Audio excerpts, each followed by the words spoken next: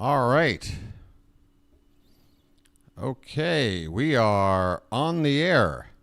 Greetings, everyone, and welcome to live coverage of Orioles baseball, where this evening the Baltimore Orioles will be playing the Miami Marlins in the second game of a three-game series at Lone Depot Park in southern Florida. How you doing, everybody? It's your old pal, the Bird Watcher here. People call me BW for short. Nice to have you back. Another night of Orioles baseball in store, and we're hoping for a positive result after a pretty tough loss last night to these Marlins. We have played 100 games on the season, folks. Last night was game number 100. We move on to game 101. It is getting into crunch time. Blink, and it'll be late September. Record of 60-40. And we've got a pitching debut on the mound, a major league debut for 25-year-old right-hander Chayce McDermott. We'll talk a little bit more about him here in a minute. But first of all, let me say a hello, an introduction hello to those that might be new to my channel. Welcome aboard. I'm glad you found this channel. I started it up in March, basically spring training, just in time for the start of the 2024 Orioles regular season. And ever since opening day, I've called play-by-play and provided commentary for every Orioles game, every inning, every pitch. Well, once or twice I'll miss a pitch if I've turned my head for a second, or maybe the TV broadcast doesn't get back from a commercial in time, but you get the point. I've been here for all the games. And in the meantime, I'm trying to grow a community here for fellow Oriole fans scattered all over the world. I'm one of them. I live way, way far away from Baltimore. But I know there's Oriole fans out there all over the place. Some of them don't have access to watch the game on TV or hear it on the radio. You got a way to follow it right here on the Bird Watcher channel, folks. And I do hope if you're new, you give it a chance. If you enjoy it, please think about subscribing. There's a button right below your screen. It's free. It's easy. There's no commitment, no obligation, and no salesman will visit your home. It'll just make it a little easier for you to access this channel whenever you need it. And again, this channel is going to be around covering every game. So it's going to be one you're going to want to subscribe to, I think. But again, let me do the work to prove that to you by calling this here game we got tonight. All right. Folks, Chayce McDermott making his major league debut. I'm going to just read you a little post from... where did this come from? Anthony Franco. The Orioles are calling up pitching prospect Chayce McDermott to start tomorrow in Miami. Manager Brandon Hine informed the team's beat writer. The O's need to add him to the 40-man roster. It's the first major league call-up for McDermott, who turns 26 next month. I have no problems talking unless I'm reading. This is why I don't do ad reads.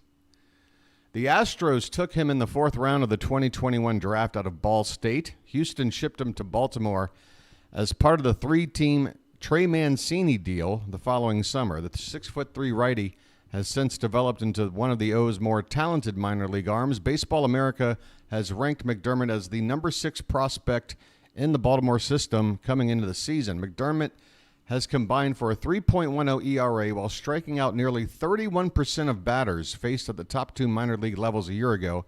He has spent all of this season with AAA Norfolk, working to a 3.96 ERA across 20 outings. He easily leads all AAA pitchers with 129 strikeouts, fanning nearly a third of his opponents. Baseball America credits McDermott with a mid-90s fastball that plays especially well at the top of the zone.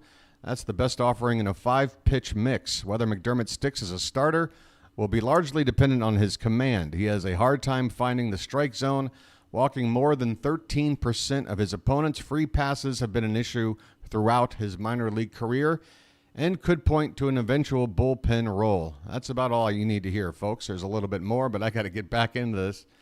So, yeah, that's pretty much the deal with McDermott. He's a strikeout pitcher, folks, so that'll be fun to watch.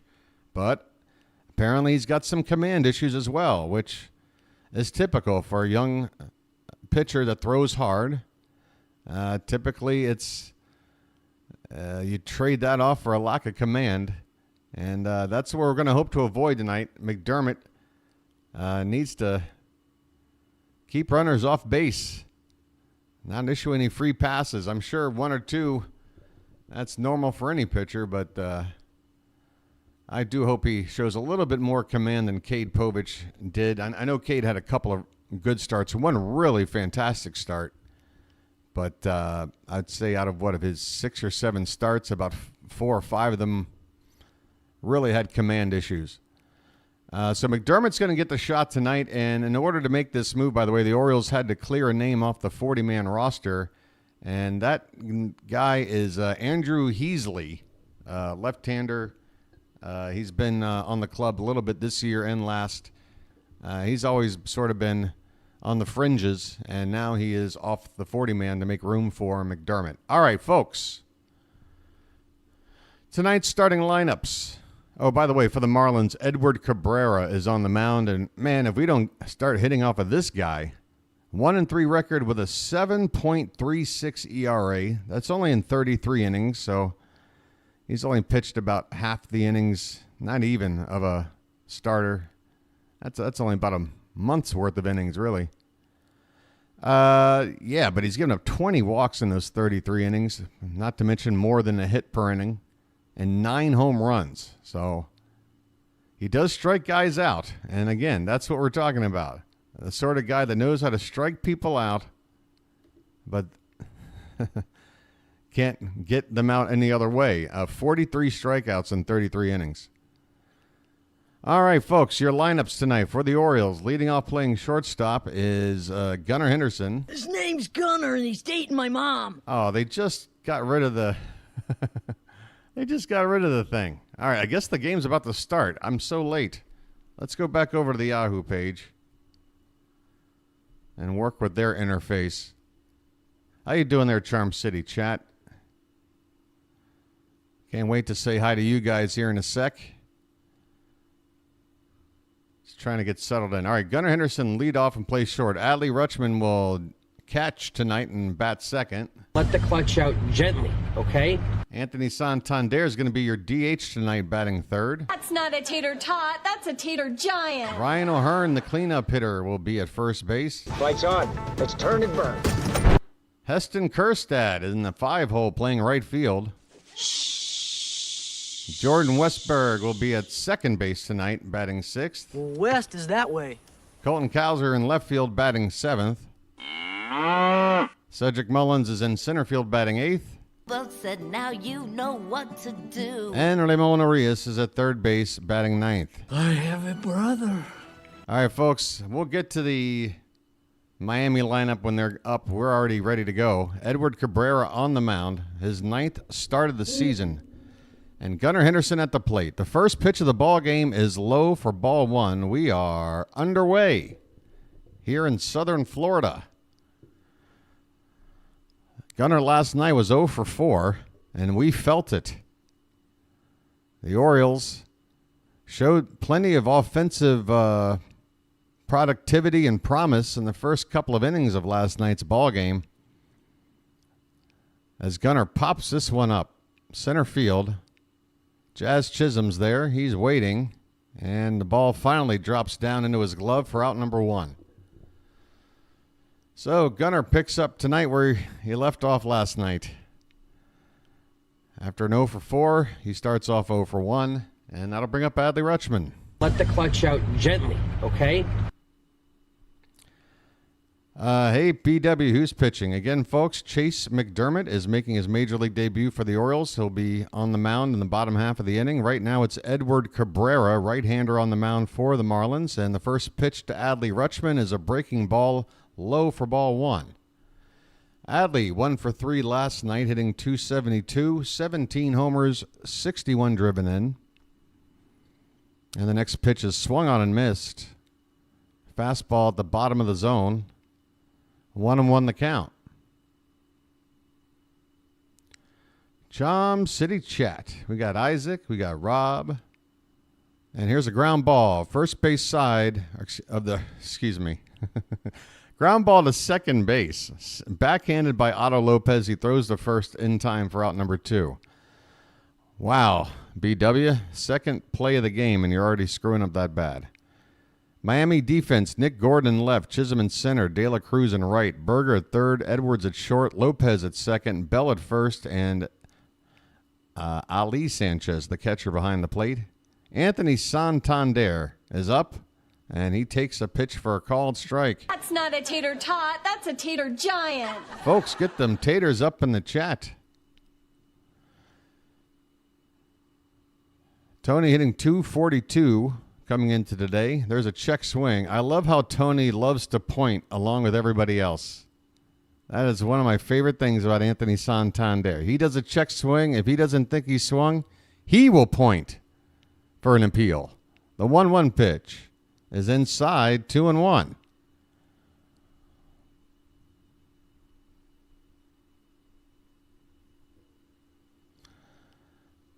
All right. 2 down, nobody on. The 2-1 is swung on and missed on a pitch low and in. 2 balls, 2 strikes to Anthony Santander.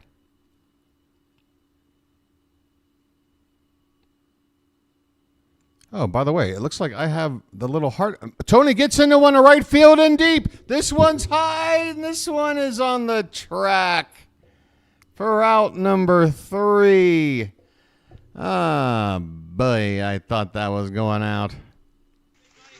Big buck. Stop it all.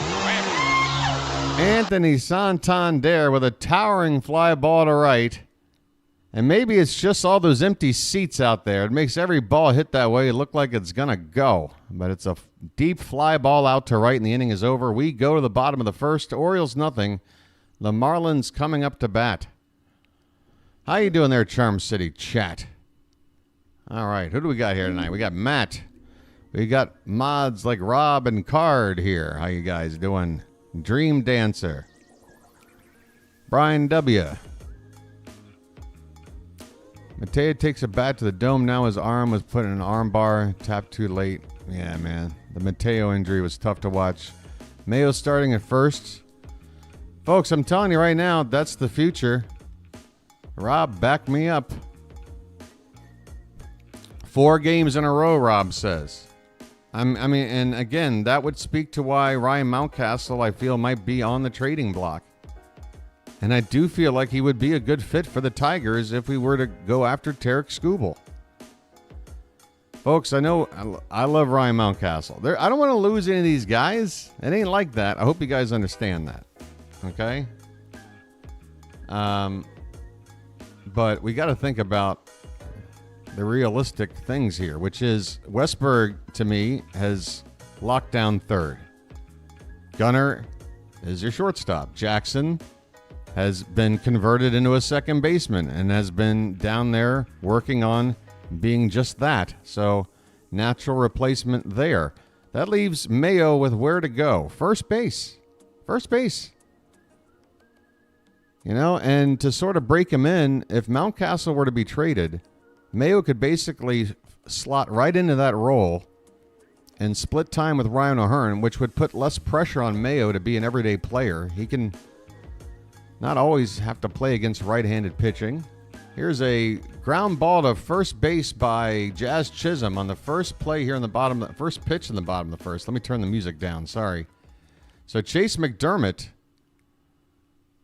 1 pitch. Welcome to the major leagues, my friend. You got an out. You retired the pesky Jazz Chisholm Jr. on 1 pitch.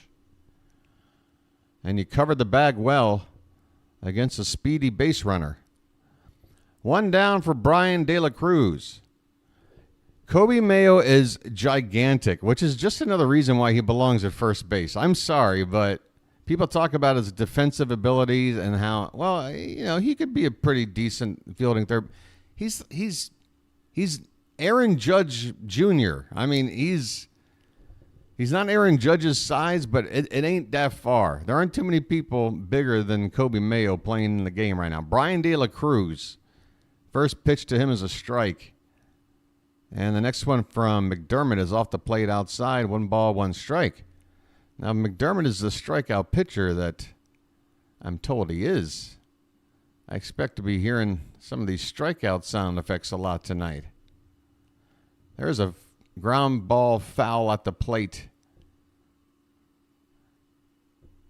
Yeah, it looks like I've got these emojis. I've never had these emojis available. Look at this, folks. Are these new for you guys, too? I used to have them. They went away, and now they're back. Look, I'm sending celebrations. Here's the 1-2 pitch. And it is fouled back again. 1 ball, 2 strikes on De La Cruz. Yeah, May was 6'5". He put that helmet on, 6'6". Helmet and cleats. Yeah, he's massive. This pitch is way upstairs from McDermott. 2-2 the count.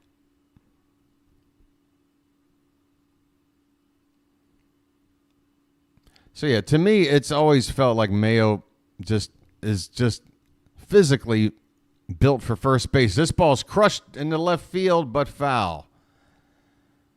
And nice the play over there by the ball person. I'm just going to say person because I honestly can't tell. They're back to me.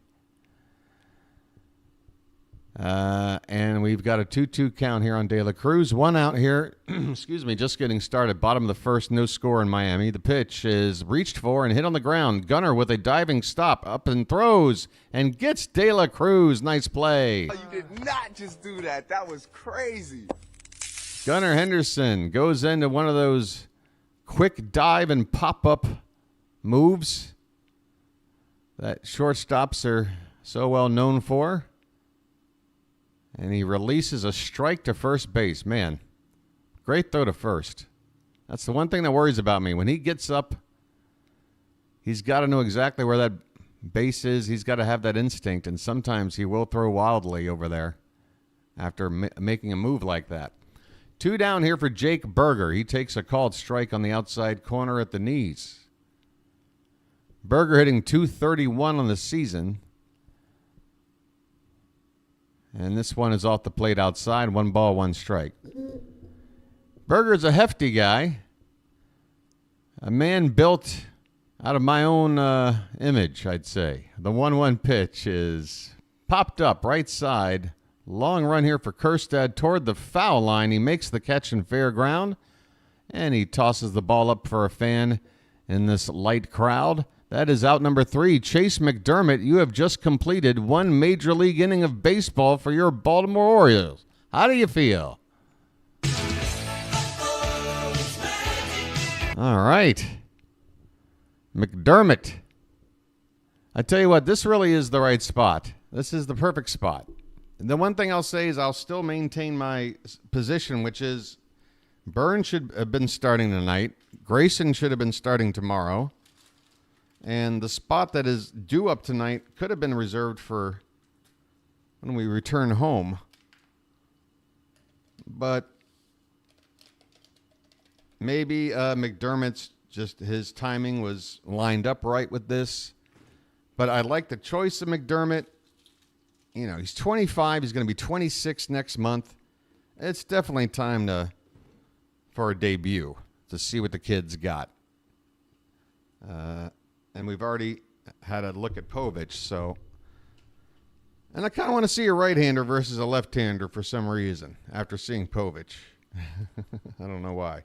I mean, we've got Cole Irvin. I still got my heart set on Skubal. Maybe we got it. Oh, look out. Look out, hot coffee. Whoa, that was almost a huge accident.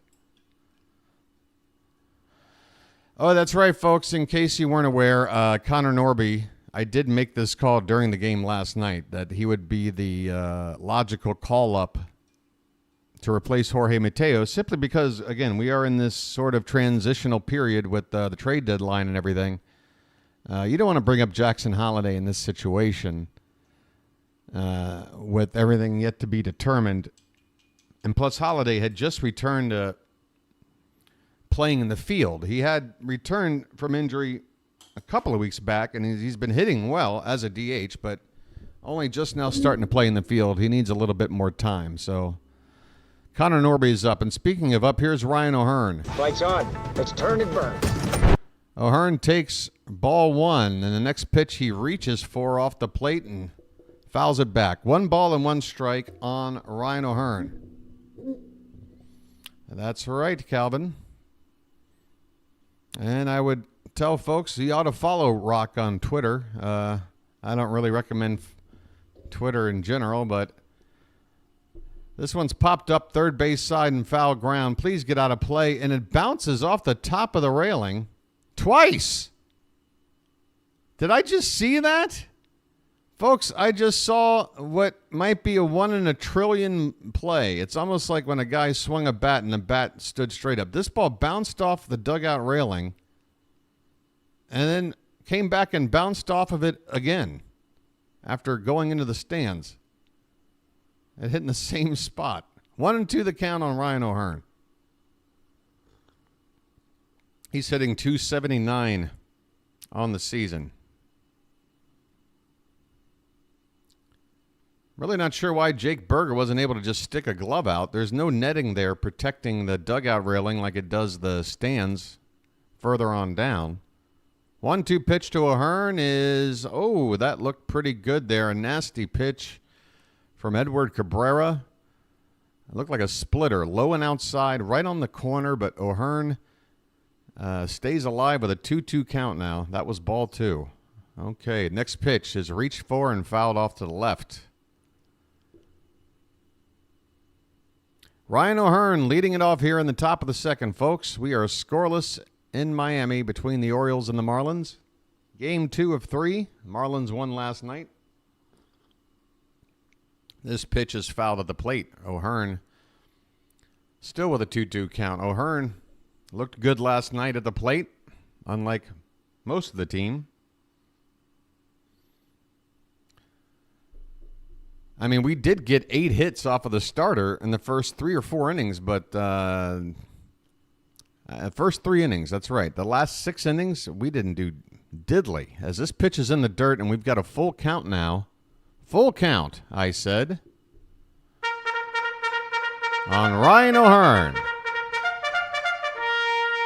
Leading off the top of the second. Come on, payoff pitch, and it's grounded. Second base, Lopez has it over to first in time, and that's out number 1. By the way, I never did actually announce the Marlins lineup, and I guess it wouldn't make sense to now. But hey, I'll do it next time. Hey, quiet, everybody. Kerstad's up.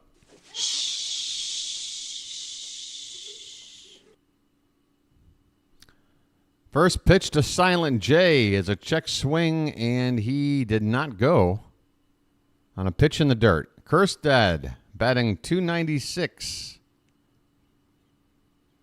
Hoping to eventually become more of an everyday player here very, very soon. A breaking ball called a strike. That had the plate, but was a bit below the zone, but that one's called strike 1. 1 ball, 1 strike. The next pitch is a little bit outside. Camera did not cut back to the action in time to see that pitch. They were going around the carousel of umpires on the infield. The 2-1 pitch to Kerstad is swung on and missed. A big cut from Heston and a ball that dropped from about knee-high down to the dirt. 2-2 the count.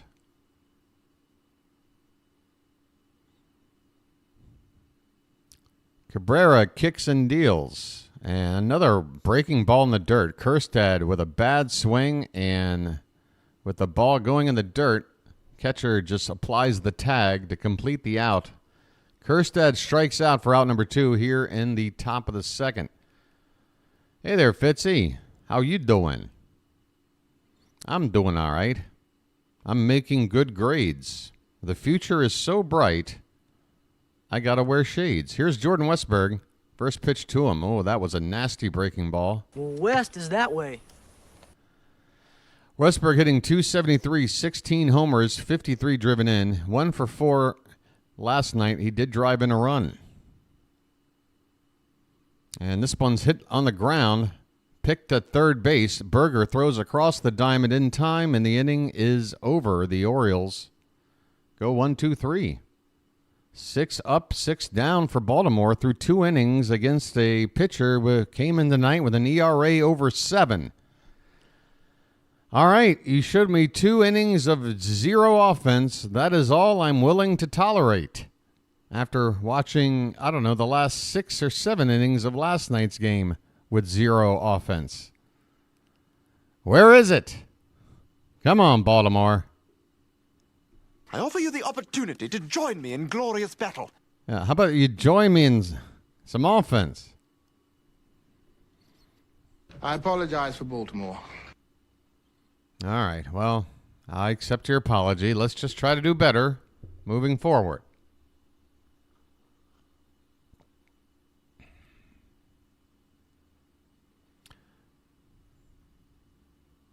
Whoa.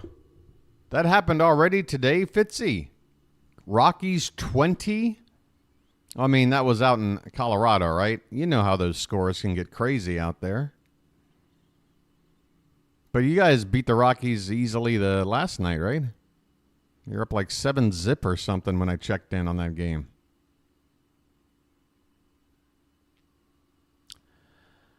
Brian, I don't know. I mean, I don't know what to analyze out of the 6 plate appearances I just watched. I don't really think the Orioles were overly aggressive. I don't think they were overly patient. They just haven't figured out Cabrera yet. I mean, Cabrera does have some, like, luster to his... I mean, he's still a young enough pitcher where he could figure it out. He's got some good tools there, some good stuff. Hey, they got Tony mic'd up. Oh, I want to hear Tony talk. Somebody relay to me what Anthony's talking about with the Masson team. Just give me... Oh, we got a base hit in the right field. Man, the camera work is bad with Masson tonight. They completely missed the pitch and the hit. They don't even show the batter reaching first base. We don't even know who did that. I'll tell you who did it. It was Josh Bell. We never saw him hit. We never saw him swing. We never saw him reach first base. I'm all about interviewing our players and having a good time on the broadcast, but my God. And now they've got him on the screen twice. There. Have you got it figured out? Thank you. Here's Jesus Sanchez. First pitch to him is way outside for ball 1. Man, oh man, does that bug me.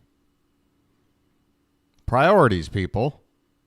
Jesus Sanchez batting .248, a dozen homers, 38 driven in. Last night, 2 for 4, including a home run. Yep, Bell hit a first pitch in the right field for a single, so he's on first base with nobody out. Sanchez at the plate now with a 1-1 count. Santander on the mic. 1-1 pitch is well off the plate again. 2-1.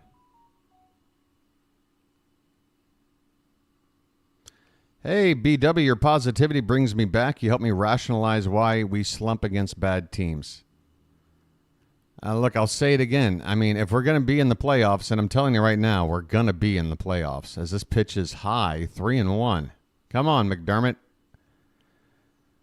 After giving up a leadoff single, the last thing you want to do is walk a guy. But,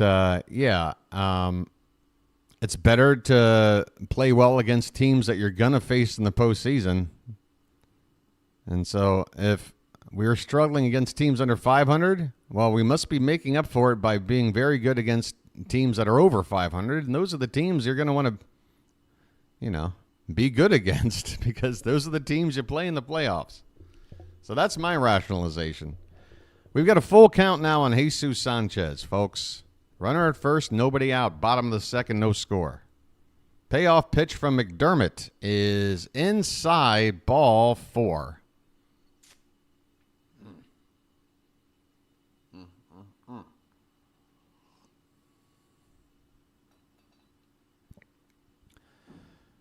Oh, boy.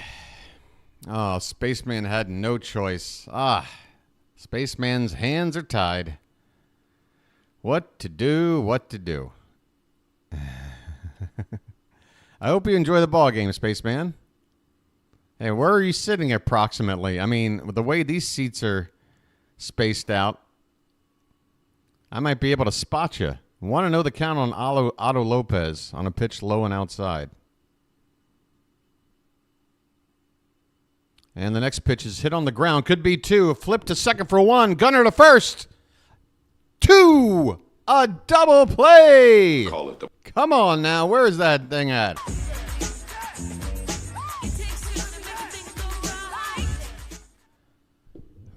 The Orioles turn a double play, just what the doctor ordered. 2 down in the inning. Lead runner now goes to third base, but McDermott now with a chance to get out of this with no damage. As it'll now be Xavier Edwards at the plate.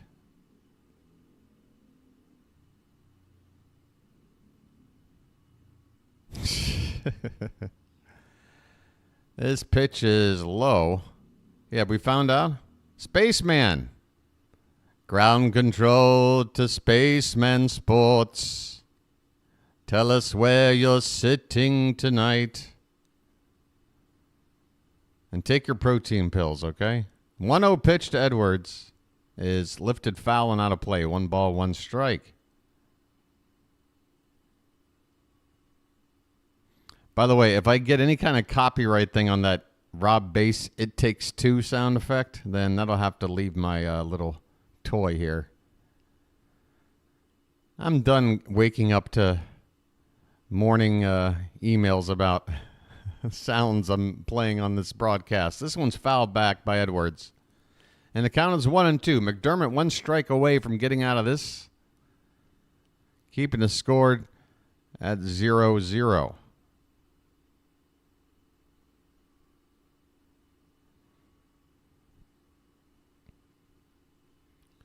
Runner at third, 2 down. 1-2 pitch to Xavier Edwards is low in the dirt.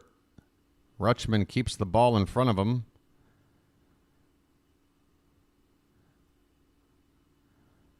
And the count now 2-2.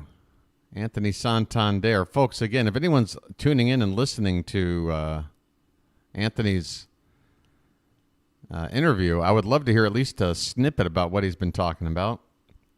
I'm a big fan. This pitch is outside. Full count now on Edwards. Come on, this is not a guy that should take 6 or more pitches to put away. Attack this guy. This guy's barely up. You're barely up to the majors, McDermott. So is this guy. This is a guy you would normally be facing in Norfolk right now. So just treat it that way.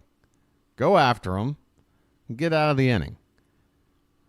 Payoff pitch is in the dirt for ball 4. And see, this is what I'm talking about. Man, this is what happens when you're a young pitcher and you don't have that trust in your own stuff, man. Again, I read to you guys the facts and figures. I don't expect his AAA stats to just directly transfer over to bigs. It never or hardly ever works that way. But McDermott is a strikeout pitcher. And his best pitch is the fastball. I mean, challenge him on that 3-2 pitch with something in the zone. He threw a breaking ball in the dirt. Now he got runners at the corners with 2 down for Nick Gordon. And that one is off the plate outside. Come on, McDermott. Yeah, I would, Calvin, just as you type that in. That after that pitch outside, Adley should have popped up and ran out there. Here comes the 1-0. And that ball is swung on and missed. Hey, what do you know? You throw a fastball, you throw it on the corner of a zone somewhere, you get a swing and a miss out of it. It's amazing what you can do when you throw strikes.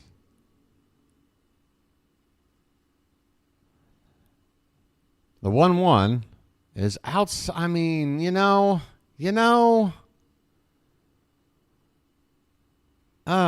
Man, we don't have time for nerves when we're playing a team like this that we've already lost the first game to. I'm telling you right now. The 2-1 pitch to Gordon is swung on and missed, and thankfully Gordon chased another pitch outside. The count is 2-2. Just McDermott, I'm going to make you a promise. You could be in the major leagues for the next 5, 10, 15 years. I promise you, no matter how long you stay, people are going to get hits off of you. You just got to throw strikes, buddy. It will happen. But what I can also promise you is that if you don't throw strikes, you're not going to have a long career. 2-2 the count. Pitch number 31 of the ballgame for McDermott is swung on and fouled back. That pitch was maybe an inch off the plate. Not sure if McDermott would have gotten the call had Gordon not swung at it. But again, I would just like to see it a little tighter right on the edge of the zone here. Come on, McDermott. 2-2 pitch, 2 down. Runners at the corners. No score. The pitch popped up.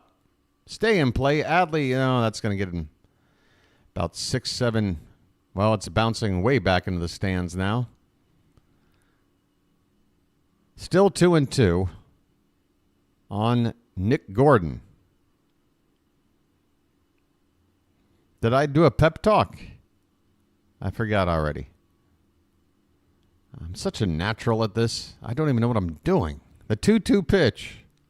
There's a breaking ball that it's fouled off of Gordon at the plate. Still 2-2.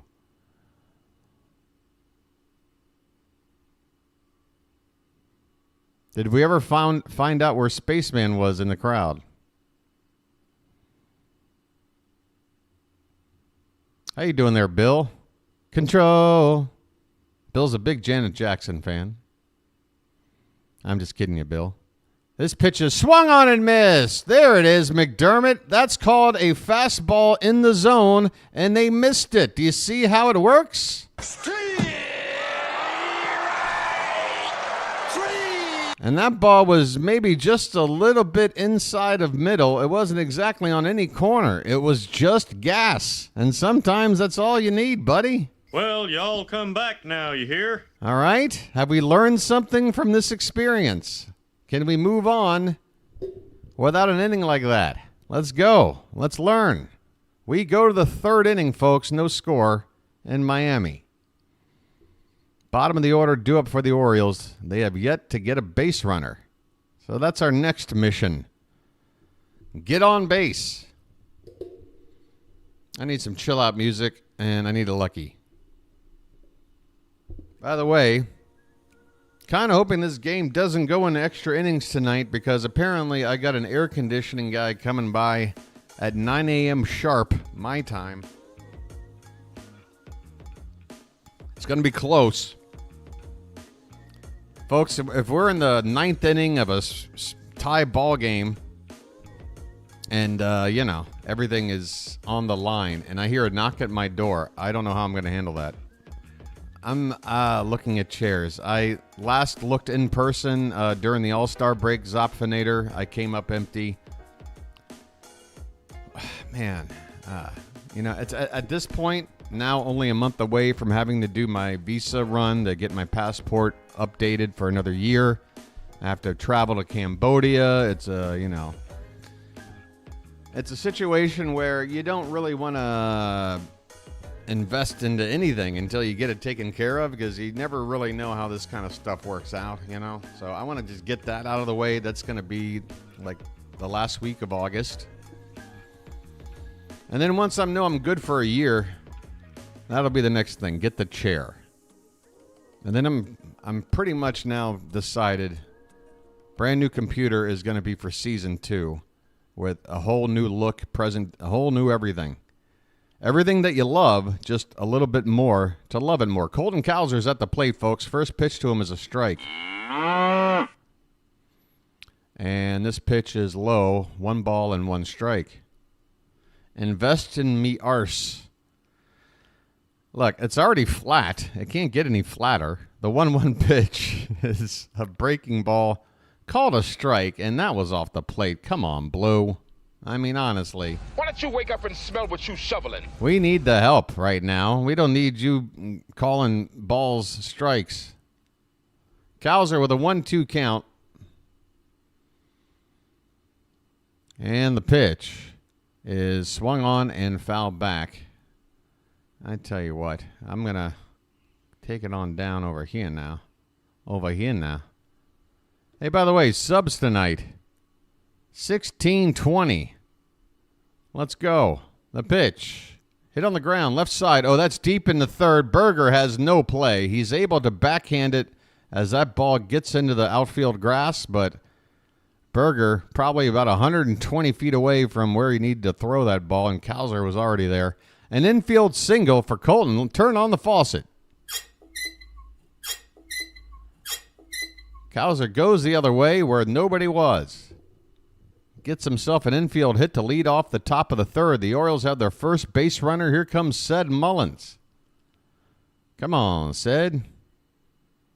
And he lifts one in the center field. Oh, right at Jazz Chisholm for out number one. My goodness. Mullins goes after the first pitch, hits it right on a line, right back where it came from, but right to Jazz Chisholm, playing right there in dead center. Can I say the word right anymore in one sentence? Probably not. Right? Right. Here's Ramon Arias. I have a brother.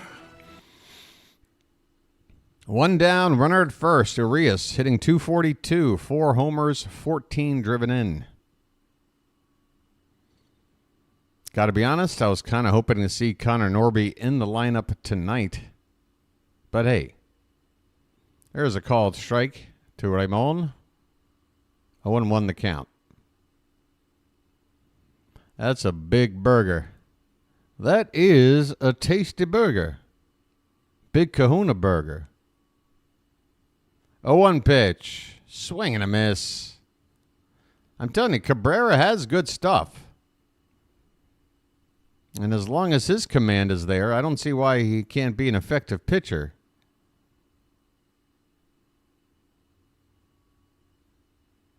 I just hope he doesn't pick tonight as the time to put it all together.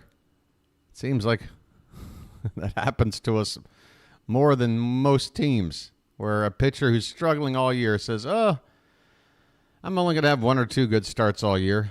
Let me make one of them now. Please don't. The 0-2 pitch is swung on, hit to the opposite field by Arias, but right to Sanchez in right field for the second out of the inning. All right, folks, Gunnar Henderson's coming up. Let's go. Let's frickin' go. I got a feeling. We're going to let this bugle play twice.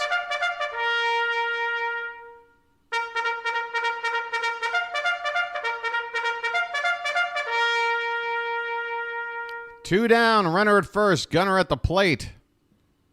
First pitch is in the dirt for ball one. Come on, Gunnar. You are due. You are more due than every library book I've ever checked out in my life. Let's go. The 1-0 pitch is up and away. A breaking ball. 2-0 the count.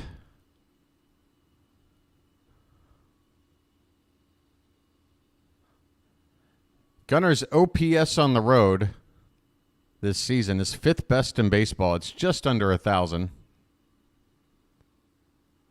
He takes one off the plate outside. 3 balls, no strikes.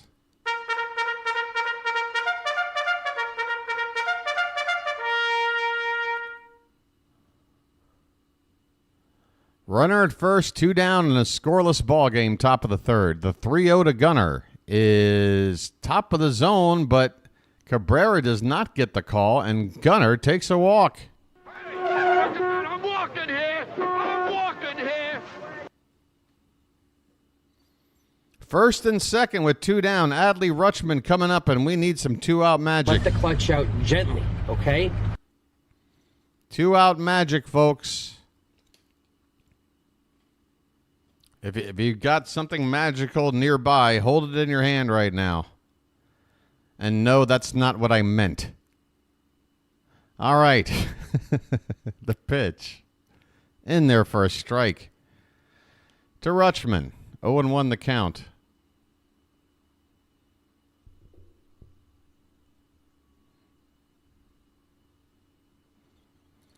This is the situation we've been having anxiety fits over now for a while.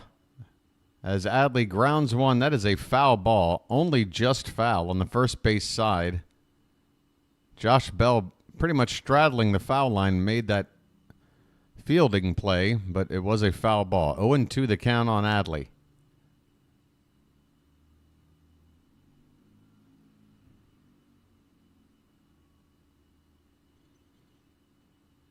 He takes a bit of time before stepping back into the box. You got Cowser at second, Gunnar at first. The pitch swung on and missed. Down goes Rutschman. And once again, the Orioles. Ah, my goodness. 2 men left on base. Can't get that 2-out hit. We go to the bottom of the third, folks. No score in Miami. My goodness. I tell you what. Let's check in with our old friend Scarface. Where you from? Baltimore. What? Baltimore. Baltimore? What's that? Look, it doesn't really matter, all right?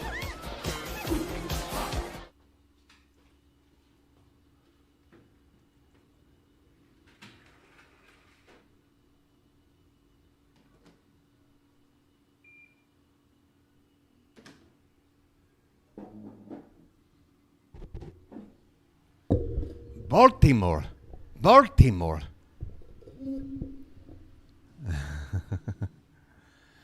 We need Boog Powell to come in.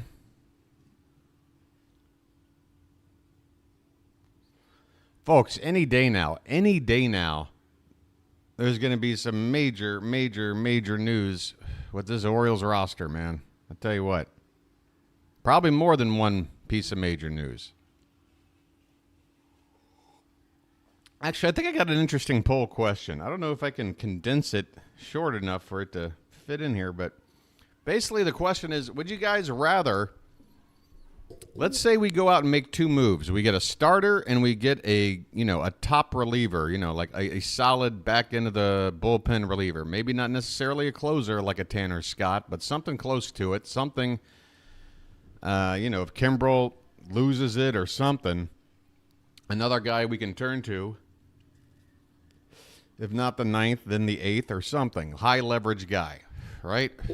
Would you rather put the emphasis in a trade package on a starter and then maybe go after a rental sort of reliever and just give up like one prospect that's lower in the farm, Or would you rather do it the other way around? Would you rather go all in on like a Mason Miller and then just bring in sort of a starter that's not a sexy name like an Eric Fetty, I hear a lot. Ali Sanchez is up, by the way, bottom of the third. 1-0 the count to him. The next pitch is top of the zone for a called strike. Even up at 1-1. Sanchez batting just .212, no homers, 1 RBI. But he is starting a second game in a row. I guess their usual starting catcher is injured right now. 2-1 the count, leading off the bottom of the third. And there's a called strike to even up at 2-2. Colton says he'd put emphasis on the starter. And I would tend to agree with that.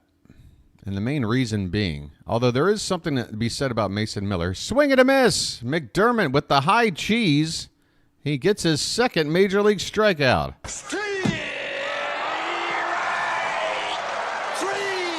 Well, y'all come back now, you hear? To be fair, it's the number 9 hitting backup catcher who doesn't have an RBI on the season, but he struck him out. Back to the top of the order for Jazz Chisholm.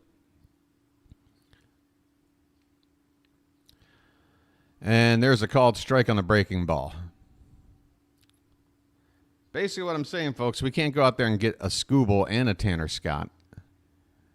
We can't get best of both, I don't think. 1-1 the count on a pitch low and away. Matt, thank you for the Scarface reference. Just so the rest of chat understands, Matt, because in case anyone out there doesn't understand the reference, that might be one of the strangest comments ever left. 2-1 the count on Jazz Chisholm. And this one is fouled back. Just trying to help you out, Matt, in case people don't know what you're talking about. So polluted. It's so polluted. 2-2 on Chisholm. The pitch is lifted into the air, left field. Going back on it is Causa. Excuse me. Yeah, well, Colton Causa. He's there. He makes the catch. 2 down. 2 down for Brian De La Cruz. Well, thank you very much. Thank you. 2024 World Series win are the moves to make. Short-term moves and still have some quality here in Norfolk. Got to ante up that money, though. Yeah, I just think it makes sense, you know, for the 2 needs we have, get one with the control, and I think a starter makes more sense that way because for a reliever, all we need is a rental because King Felix, the Mountain, Felix Bautista, he's going to be back for next season. 0-1 pitch to De La Cruz is lifted in the air and pretty deep center field. Mullins going back. He's on the track, and in front of the 400-foot sign, he makes the catch. That is a 385-foot out. But McDermott gets it to win the inning. 3 scoreless from McDermott. We go to the 4th in a scoreless ball game.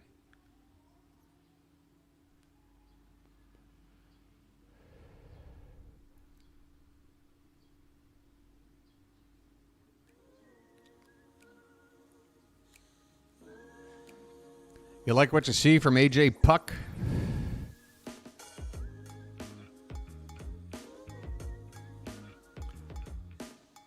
I really don't know what's going to happen with Burns. I mean, the more I'm hearing about people talk about Burns lately, the less confident I am that we're going to re-sign him. I don't know.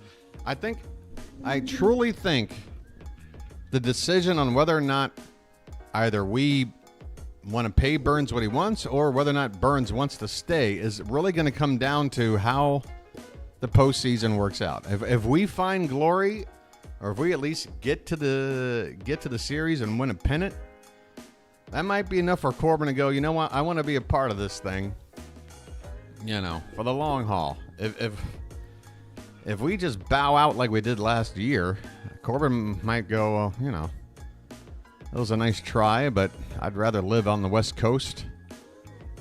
You know?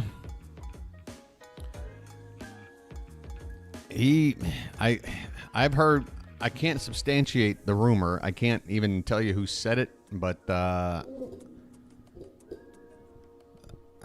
grapevine says he wants to live on the West Coast.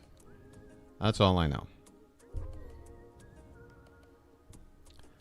Do you think the O's will make a move by trading away a guy like Ramon Arias? You're not going to get anything back worth any real impact there, Colton. Ramon Arias, he's, you know, he belongs on a major league team somewhere. But as far as what you can get back for him in a trade, not very much. He might just be thrown in as part of a package. Anthony Santander's at the plate, folks. Cut the music, and where's the thing? That's not a tater tot, that's a tater giant. First pitch is ball 1, and the next offering is foul back. 1-1 on Anthony Santander, leading off the top of the 4th. Each team just has 1 hit. The pitch, breaking ball inside edge for called strike 2. Now, what is this? What is it? What am I looking at here? Some sort of bobblehead museum in the ballpark. This pitch is well off the plate outside. 2 balls and 2 strikes. I know that gold glove should be worth something. I'm sure Mike Elias would point that out if he were including Arias in a package, as this is a swing and a miss by Santander. He strikes out to begin the top of the 4th. Come on, Baltimore. I don't know what you got to do to get the runs. Have some Taco Bell. Eat it now. Maybe we'll get runs by the end of the game. This pitch is hitting the left field by O'Hearn, but right to the left fielder, who's playing pretty deep out there near the track, makes the catch. Nick Gordon out there in left. That's out number 2 already. Edward Cabrera is cruising And that is not what I want to hear. He's only on 48 pitches with 2 down here in the 4th. Dylan, we got a lot of work to do. Heston Kjerstad is at the plate, and he takes low for ball 1. Folks, quiet in here. The 1-0 pitch. Swing and a miss. Another breaking ball. 1-1 the count.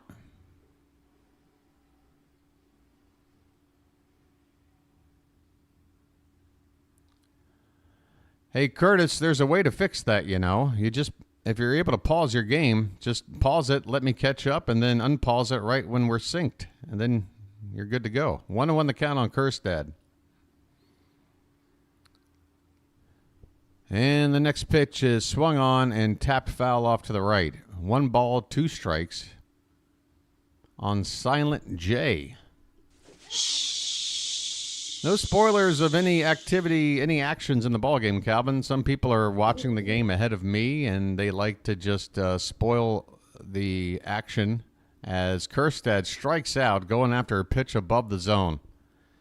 The Orioles are shut down again here in the 4th inning.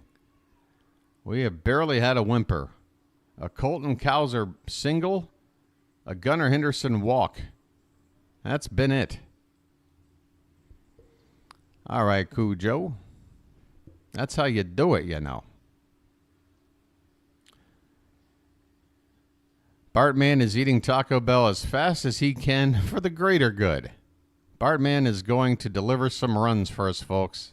We just have to wait about 1 hour and 10 minutes.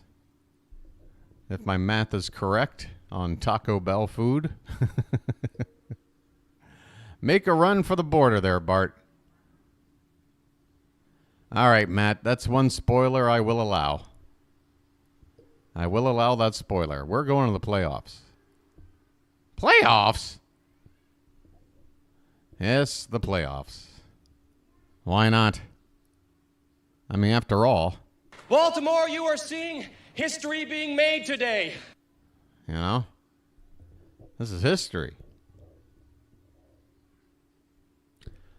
All right, due up for the Marlins in the bottom half of the 4th. It'll be the 3, 4, and 5 hitters, Berger, Bell, and Sanchez. Cheeseburger, cheeseburger, cheeseburger. Who knows that reference? Cheeseburger, cheeseburger, cheeseburger.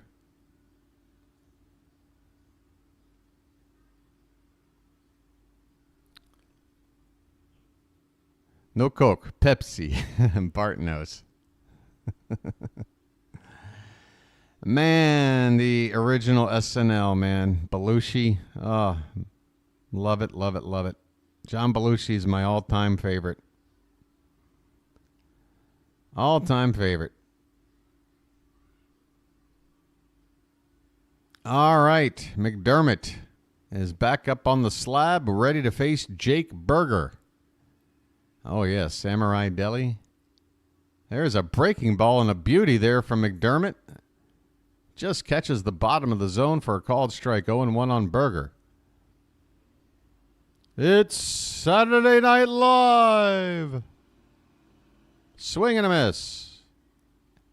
0-2 the count on Berger. With Dan Aykroyd, Gilda Radner, Chevy Chase, John Belushi, Garrett Morris, Lorraine Newman. Swing and a miss. Berger, sit down.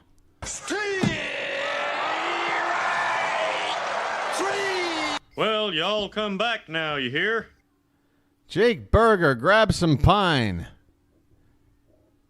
You're done.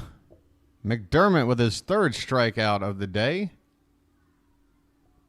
1 out here in the bottom of the 4th. Here's Josh Bell. He's got the only hit of the day so far.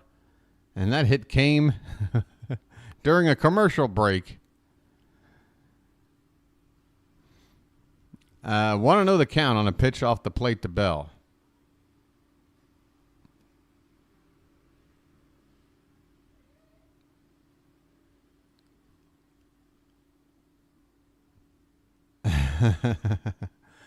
Bart, normally I don't allow political news, but in this case, I'll accept it. This one is a called strike. That breaking ball was up and on the outside edge. I don't know what you can do with a pitch like that. 1-1 the count. This one's a fastball up. 2 balls, 1 strike. JJ in the hizzy. Folks, say hello to play-by-play with JJ, the voice of the Philadelphia Phillies and other Philadelphia sport teams. 3-1 the count now on Josh Bell. 1 out, nobody on in the bottom of the 4th, and a scoreless ball game here in southern Florida. The pitch is swing and a miss, and now the count has gone full.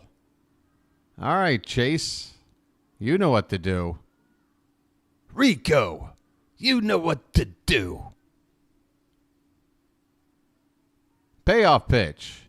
Oh, that ball is hit in the air, deep right center. Going back, looking up, and that ball is gone. Josh Bell takes a 3-2 pitch and destroys it into right center field, clearing the wall by a good 15 feet or so. His 11th home run of the season, and the Marlins have taken a 1-0 lead here in the bottom of the 4th.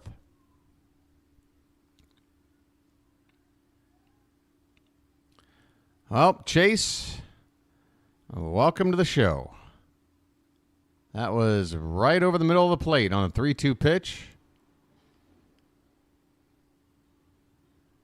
That was on a tee, as they say.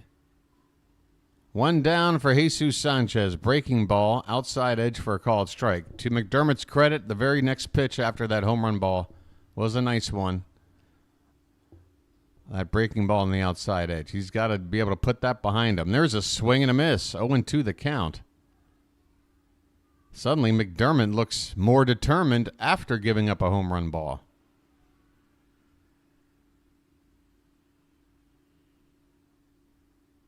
(0-2 pitch. Pop foul. 95, top of the zone. Sanchez fights that one off.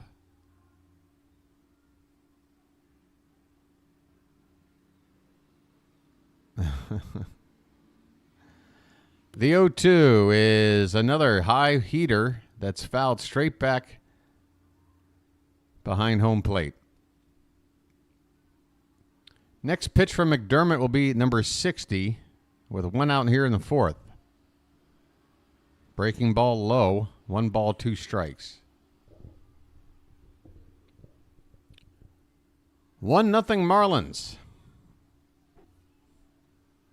They strike first via the home run. They came into this series 29th in baseball amongst teams in the home run department. They are not a home run hitting team. And so far through 2 games, they have out-homered us. What is going on? We are in the upside down, folks. The 1-2 pitch is way off the plate outside. Sanchez had no interest in offering at it. Count even up at 2-2.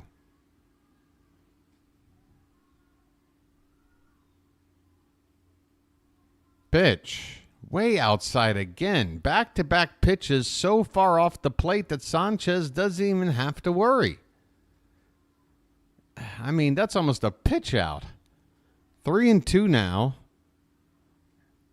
Payoff pitch. And that one's hit on the ground through the left side, a base hit. Man, oh man, oh man.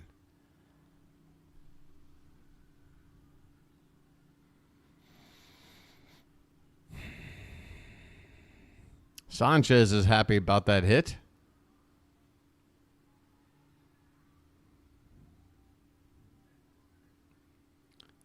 Yeah, I mean, there's some encouraging things about McDermott, and there's still some other things to, at least for me anyway, have a little bit of anxiety for. How about another double play ball? I'll take that.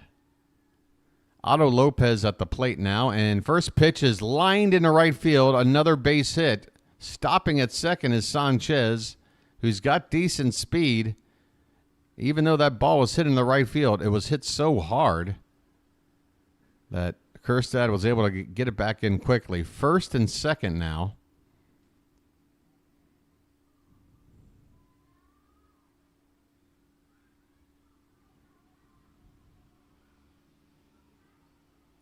Before that home run ball, McDermott had only given up one hit through the first 3 innings. Since giving up the home run ball, he's given up back-to-back hits.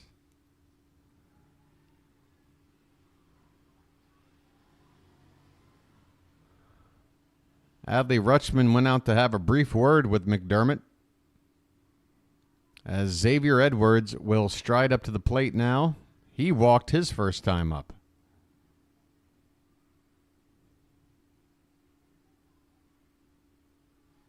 Hey, JJ, you got a game going on tonight or what, buddy? You got a West Coast game? I can send people your way. This pitch is off the plate outside to begin the AB here with Xavier Edwards. 1 ball, no strikes.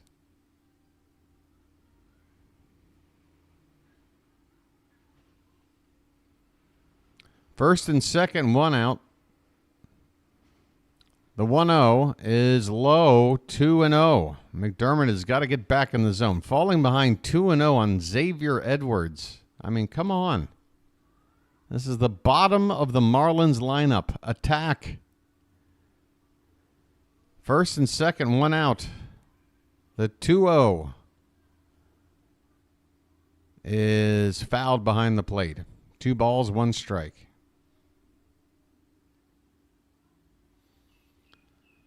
Oh, boy. How's the coffee? I'm going to have to close the door and turn the aircon back on here.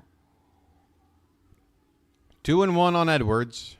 And the pitch is popped up left side and going to get out of play. Still 2-2 on Edwards.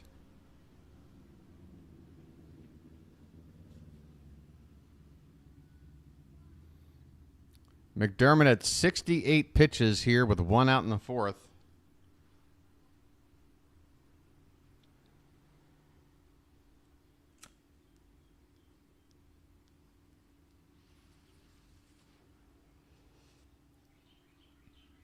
He's in the stretch, is McDermott, and here's the pitch. Outside, 3-2. Ah, boy.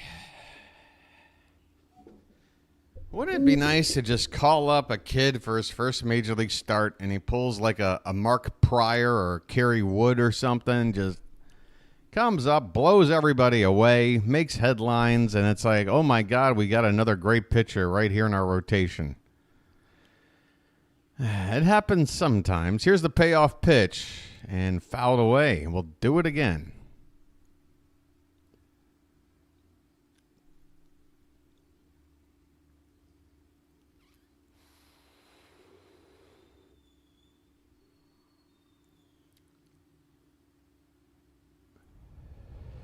Yeah, where's Paul Skeens? Where is he? Can we call him up? Payoff pitch. Hit on the ground, and God, it's through on the left side for a base hit. A run will score, and it's going to be first and third now with still only 1 out. It's 2-0 Marlins on an RBI single by Xavier Edwards. Xavier Edwards has a hit, an RBI, and a walk in 2 plate appearances tonight. Would you like me to show you like what his regular stats are in the season? Well, I would if I were given the ability to click. And Drew French is out to have a chat. There you go. Well, the stats look great now because he only had a few at-bats.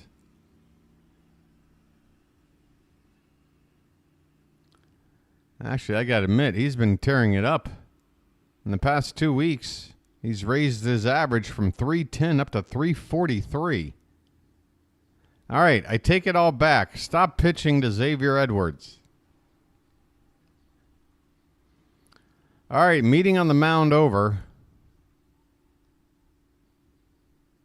Nick Gordon is due up next.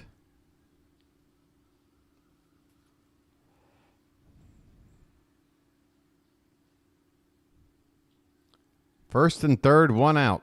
First pitch to Gordon is a swing and a foul ball.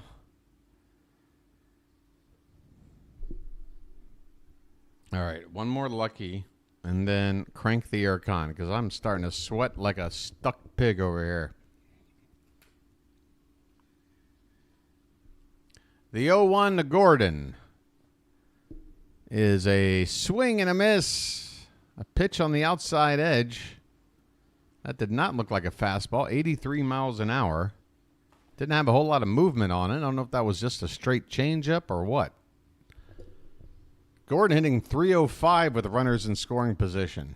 He's got an 0-2 count. We need a strikeout pitch, and that's a foul ball. All right, so right there, McDermott threw a 94-mile-an-hour heater that was in the high quadrant of the zone, top side, but not the tippy top. What I'd love to see him is go back to that fastball and just raise it up about 3 inches. And I'm telling you, he'll strike this guy out. A pitch, and instead of raising his fastball 3 inches, he raises it about a foot. That ball is about head high, and the count now is 1-2. I mean, see, now you can't do the pitch I'm talking about because now you've raised his eye line. And he could sit on a pitch like that.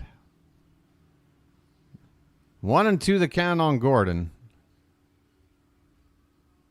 And my game is now buffering. Let's go. Come on. Buffering game. The pitch is way off the plate, 2-2. And hopefully my game will bounce back to normal time here. Right now I'm watching a game that's almost like a flip book. I'm just seeing segments of frames here. This is a foul ball at the plate, still 2-2 on Gordon. Is this going to normalize at all?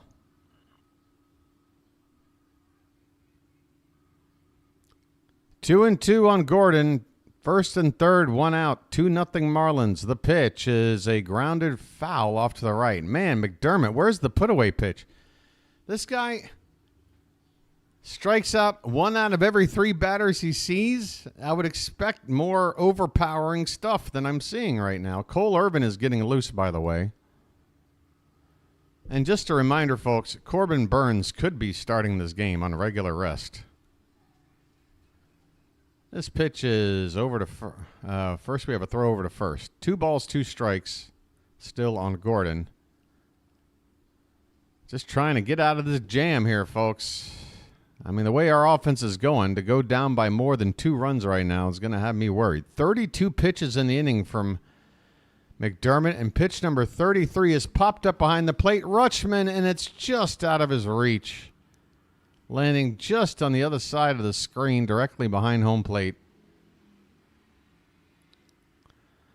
So now, on top of everything else, McDermott's pitch count is getting out of hand.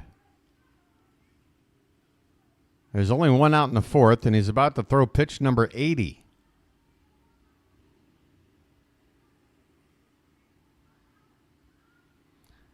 Here comes the 2-2. And that one's hit in the left field. That will be caught by Cowser. He's going to throw home. Here comes the runner, and the ball is caught off before it gets to the plate. The run scores on a sac fly. Nick Gordon with the RBI. And the Marlins have now taken a 3-0 lead here in the bottom of the 4th. 2 down now. And you would think this inning can finally come to an end. With the number 9 hitting catcher due up here with 2 down. And a runner at first base. 3-0 Marlins in the bottom of the 4th. Ali Sanchez at the plate. First they check on the runner Edwards, who's back in standing.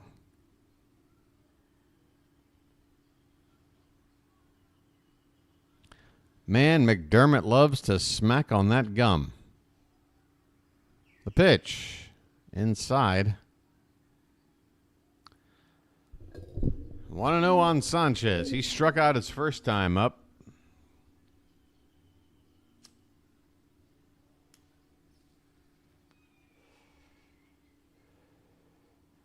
Next pitch is hit on the ground. Third base side, Arias has it to second for the force, and the inning is over. But the Marlins have added on to their lead here. Or no, they've scored them. For some reason, I thought one run came already. All 3 runs in this inning. The Marlins have broken this game. The 0-0 deadlock. They have scored 3 runs in the bottom of the 4th. We go to the 5th now. The Orioles have got work to do. Westberg, Cowser, and Mullins due up. I don't know. I'm thinking after I'm done with this Lucky and turn the aircon on, it might be time to call upon the Hat.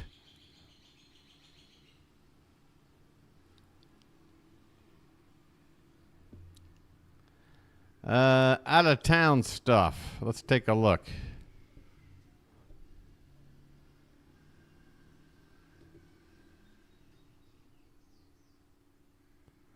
So there's that one score today. Okay, finals today already. The Twins over the Phillies 5-4. Brewers edge the Cubs 3-2. The Rockies, Jesus. The Broncos over the Patriots 20-7. The Astros beat up on the Athletics 8-1. Angels nipped the Mariners 2-1. Everything else is going on now or yet to start. Currently, the Tigers with a 1-0 lead over the Guardians. That is about halfway through. Nationals up. No, excuse me. That's a 6. I thought that was a 0. Padres up 6-3 on the Nats. That's only in the bottom of the 3rd. And 1-1 tie now between the Mets and the Yankees.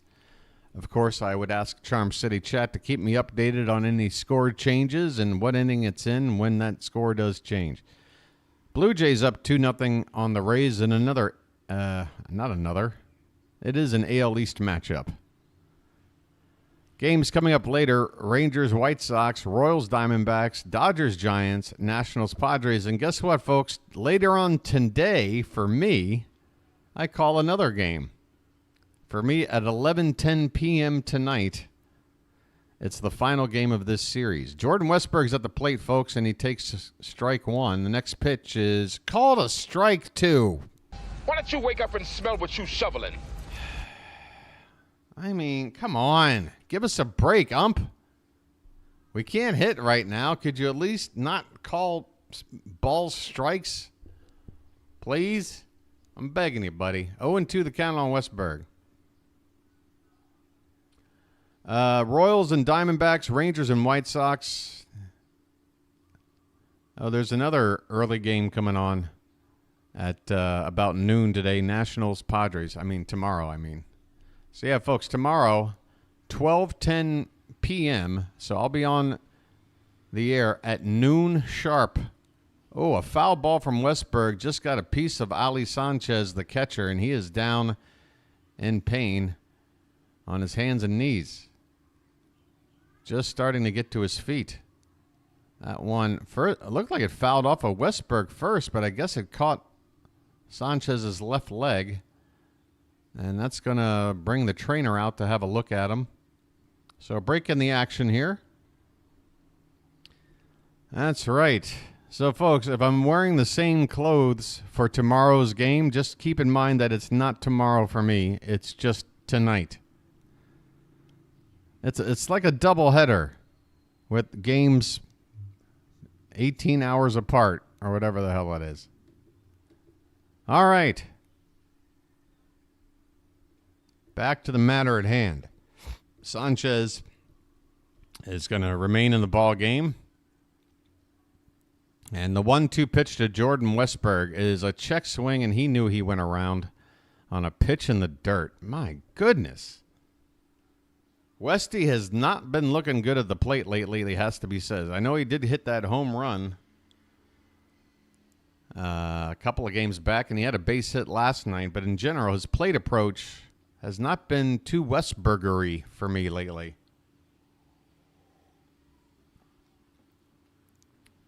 Here's Colton Cowser, folks. What can we do here? We can do this.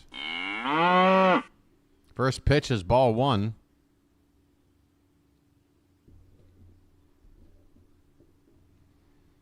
Mark Davies says, hey, chatters, I so enjoyed last night's insight and broadcast. Back for more. Man, Mark, if you enjoyed last night and that terrible loss without a whole lot of fun happening, wait until you hang out for good games. 2-0 the count now, and Cows are on a pitch off the plate.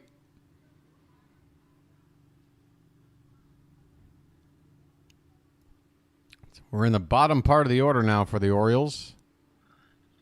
This pitch is low and in, 3-0. All right. Cowser with the patience. Patience, young grasshopper. You might get ball 4.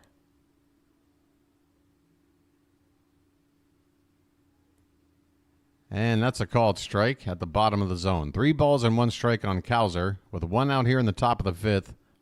Marlins ahead 3-0. They've already won the first game of the series. The Orioles got to get it going. There's a called strike, too. So after getting ahead 3-0, Cowser took 2 pitches. Both are in the zone, and the count now full.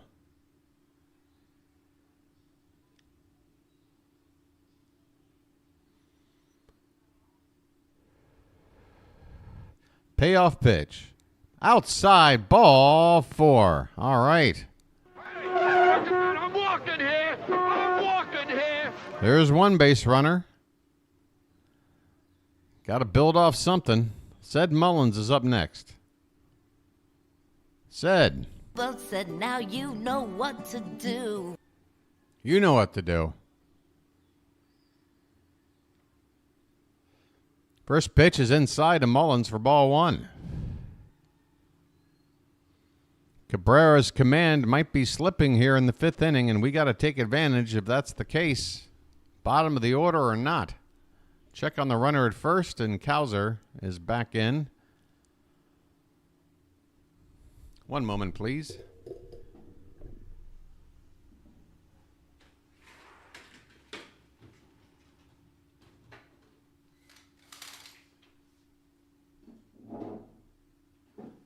Next pitch is off the plate, and the count is 2-0, and that's going to induce a visit to the mound by the catcher, Sanchez, to talk to Cabrera. Take your time, folks. Take your time and talk about it. Let me have a Diablo sandwich, a Dr. Pepper. Make it fast. I'm in a goddamn hurry. I mean, if you guys are going to be out there doing that,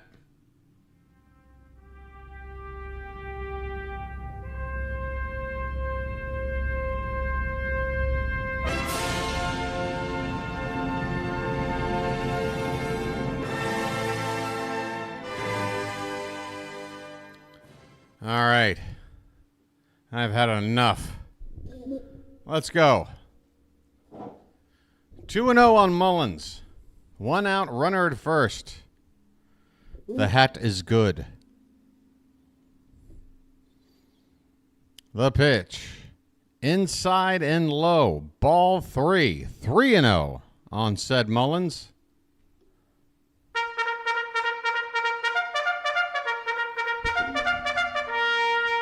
What's that? What's that, Charm City chat? What's that I hear? The pitch. Inside, ball 4. I'm walking here. I'm walking here. Back-to-back walks from Edward Cabrera, and he might be getting pulled out of the ball game right here. Let's see. Wasn't there already one mound meeting in this inning? He can't be coming out yet. He's only on 68 pitches. He hasn't given up a run. Okay, so this is just a meeting on the mound. Take your time, everybody. Let me have a Diablo sandwich, a Dr. Pepper. Make it fast. I'm in a goddamn hurry. Hey, I maybe should use this time to check in. Oh my goodness, folks, the like count tonight. This is sad, folks. 131 of you are here right now. Not even close to half of you have done the tiny courtesy of tapping that thumb there at the bottom of your screen. Folks, I'm only asking because it really does help out the channel, and it just takes a moment of your time.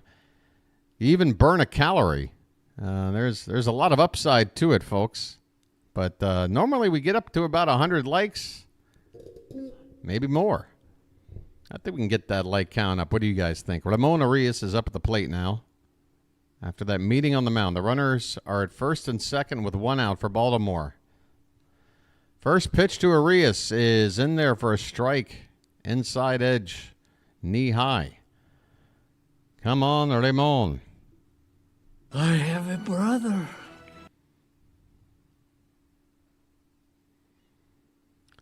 And this pitch is over the plate but low. 1 ball, 1 strike. Hey, Robert, trust me. Other people have been begging me to do my own personal bugle, but I'm trying to save my vocal cords from snapping. 1-1 the count on Ramon Arias. And this pitch is fouled straight back. 1 ball, 2 strikes.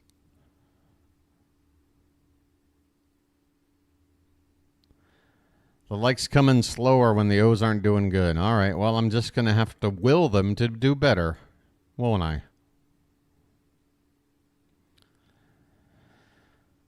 I will take that mission, and I will accept it. The 1-2 pitch is swung on and missed. Arias goes after a pitch low to strike out 2 down here in the inning. It does get the tying run in the form of Gunnar Henderson up to the plate. Come on, people. His name's Gunnar, and he's dating my mom. Gunnar. Can you channel the Gunnar we all know here for 1AB? You're like 0 for your last 7, buddy. As this pitch is fouled back on the first pitch. And Gunnar's already in the hole, 0-1. Oh, Robert, you're fine. I'm both of those things myself. The 0-1 pitch to Gunnar is upstairs, 1 ball, 1 strike. The catcher, Sanchez, was basically standing up to accept that pitch just to make sure Cabrera was going to throw it above the zone. 1-1 on Gunnar. And this one's reached for a soft grounder to second. Lopez has it over to first in time, and the inning is over. Gunnar slams his helmet down. He chased a pitch off the plate. The Orioles can't figure out Edward Cabrera.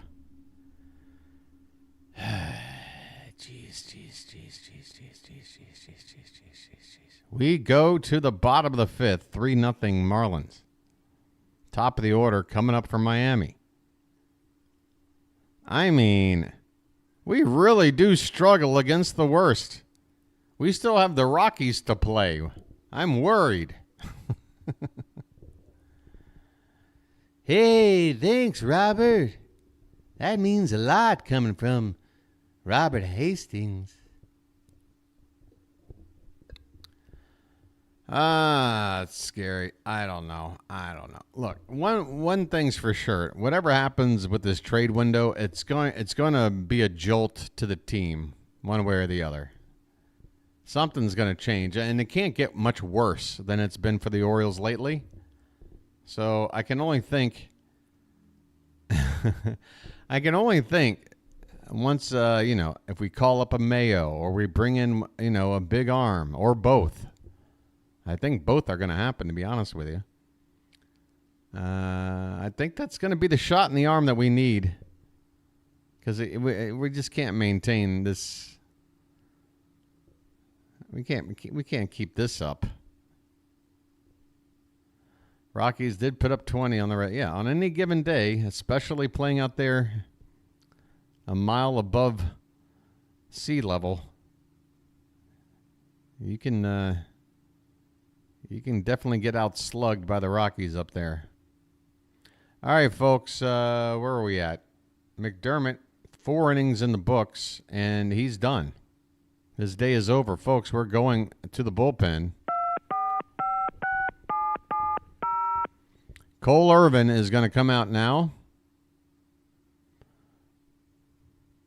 in relief.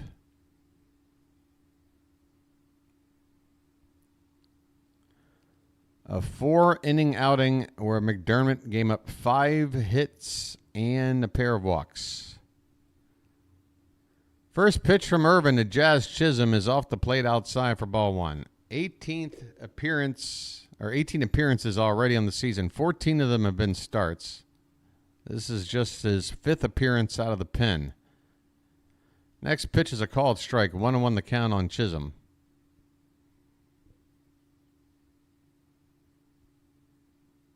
There's a pitch low and outside. 2-1 the count.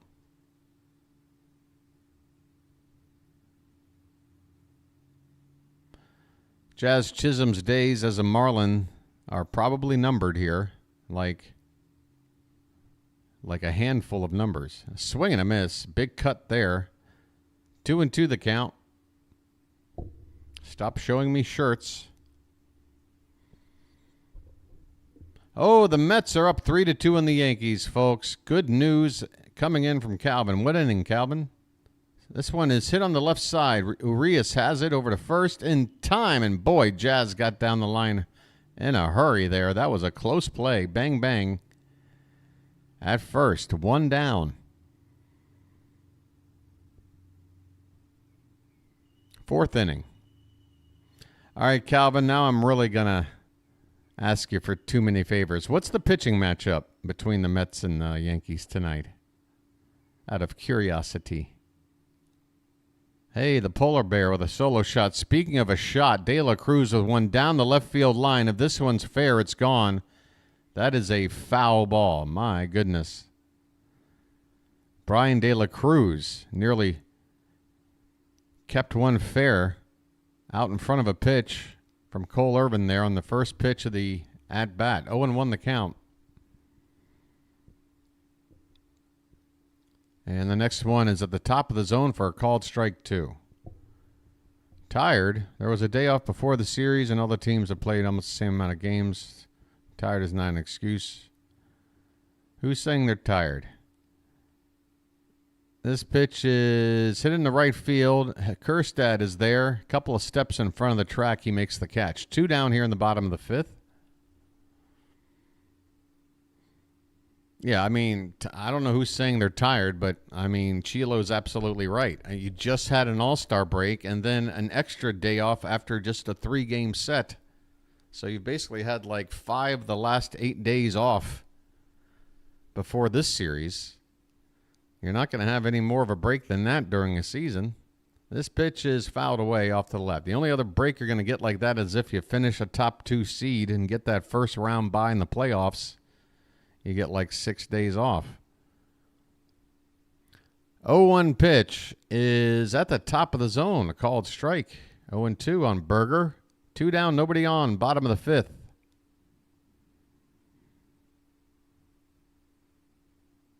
Here's a breaking ball that never had a chance. Outside. 1 ball, 2 strikes.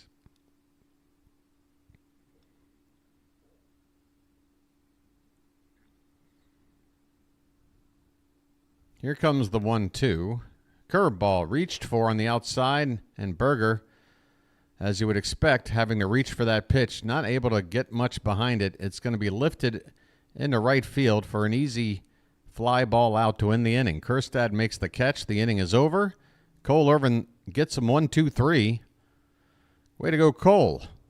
All right, that's what we need. A long reliever that can come in, shut a team down for a few innings, and give us a chance to get back into the damn ball game.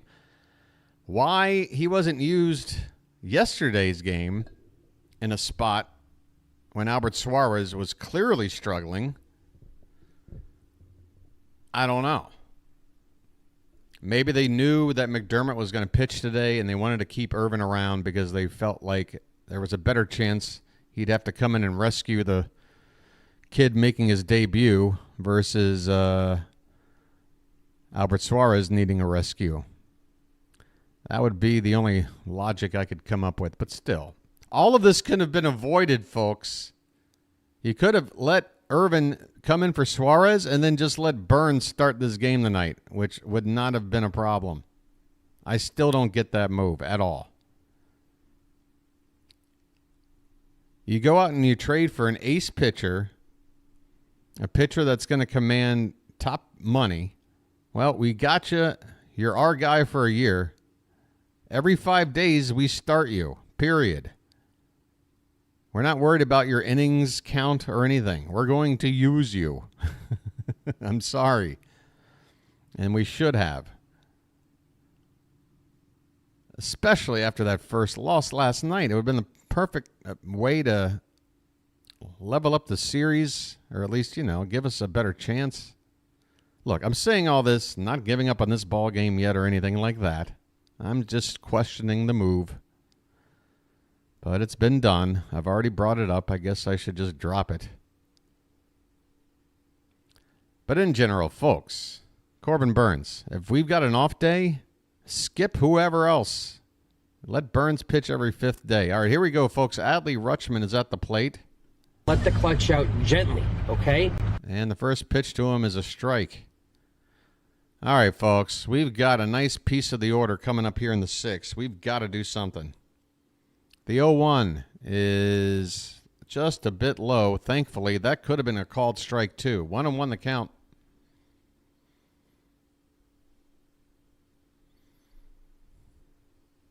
Let's get to work. Low and outside. 2-1 now in Adley. Cabrera is on 78 pitches here. If he keeps pitching like he has been, 6 innings won't be a problem to complete. But the hope is he's going to start wavering here.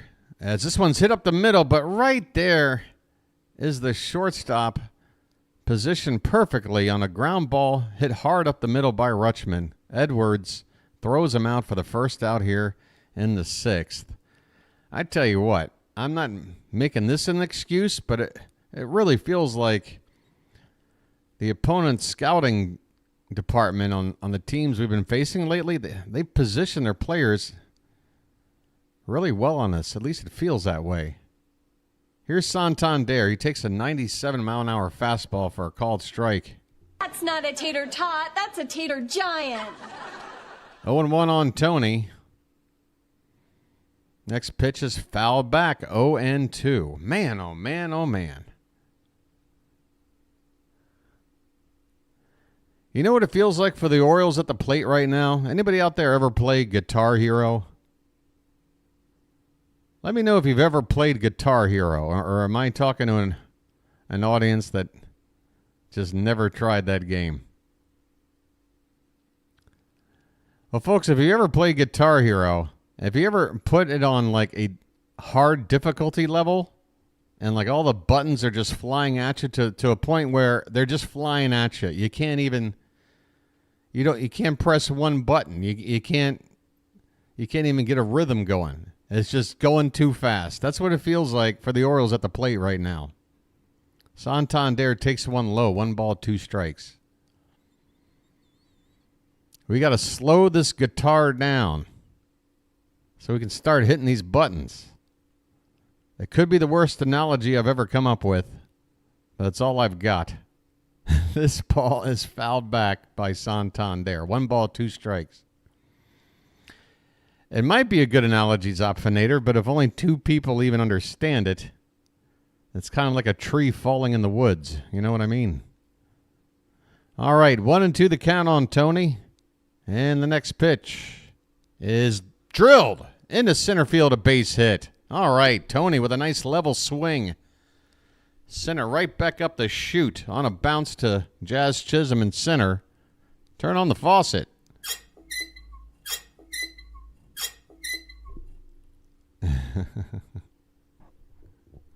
Oh, that's the worst part about Guitar Hero, when you get booed off. Yeah, even if you've never played it, if you've just seen a Guitar Hero game, just the way those buttons come flying at you super, super fast, and when it's a difficult level, I mean, I've played it, believe me. Like, I can keep up, and then it'll get to a certain song, and it's like you don't even see it's just you're overwhelmed. You're overwhelmed. Everything's just passing you by, and you can't even find your equilibrium. You know what I'm saying? And again, that's the analogy I'm giving these Orioles hitters at the plate right now. They got to figure out a way to just slow things down for a sec. Brazoban, right-handed reliever, getting loose for the Marlins. The Orioles with Santander at first base, 1 out. Ryan O'Hearn is up next. Lights on. Let's turn and burn.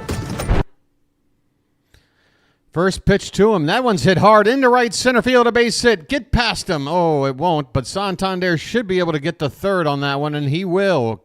It's a base hit for O'Hearn. Back-to-back hits for the Orioles. First and third with 1 out. Let's go.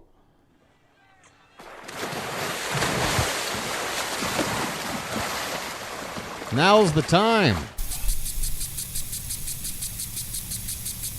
And guess who's up, folks? Be quiet.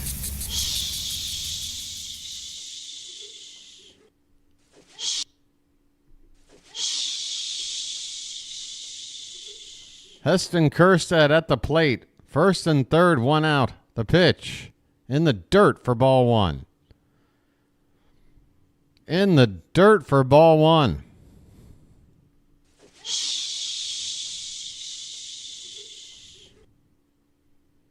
I apologize. I do have to speak in order to give you the call, but otherwise, the 1-0 is also low. 2 balls and no strikes.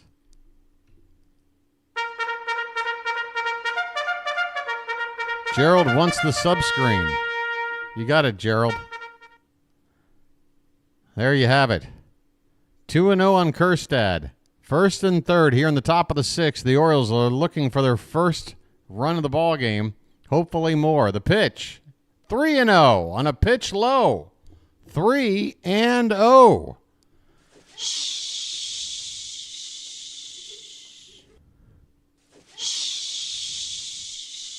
Next pitch from Cabrera will be number 90 on the day. He could be at the end of his rope. The 3-0 is outside. It's not close. Ball 4. I'm walking here. I'm walking here. And that's going to do it for Cabrera. His day is done. Hit the bricks, pal. Hit the bricks, pal. You're done. Well, when you gotta go, you gotta go. As the Marlins will make a call to the pen. Cabrera leaves without giving up a run, but he's got 3 runners that are his responsibility. There's 1 out here in the top of the 6th. Bases loaded for the Orioles. And it's going to be Jordan Westburg with the opportunity to face Huascar Brazoban. There's the numbers on him. 1-2 record. 3.21 ERA. How many innings? How many innings here, huh? 2024. 28 innings of work. Hitters batting just 184 off of him, which has been an improvement from his previous 2 seasons with the team. We got to get after Brazoban. Let's see. When's the last time let's see. He's facing us. Mets, Reds. He has not given up a run in his last 3 appearances. He did give up 2 runs before that and took a loss. Gave up a homer against the Astros back on July the 10th. That's about 2 weeks ago. But again, these are runs that he gave up. If any of these 3 runs come in the score, those don't count against him. So let's hope he's not good at inherited runners.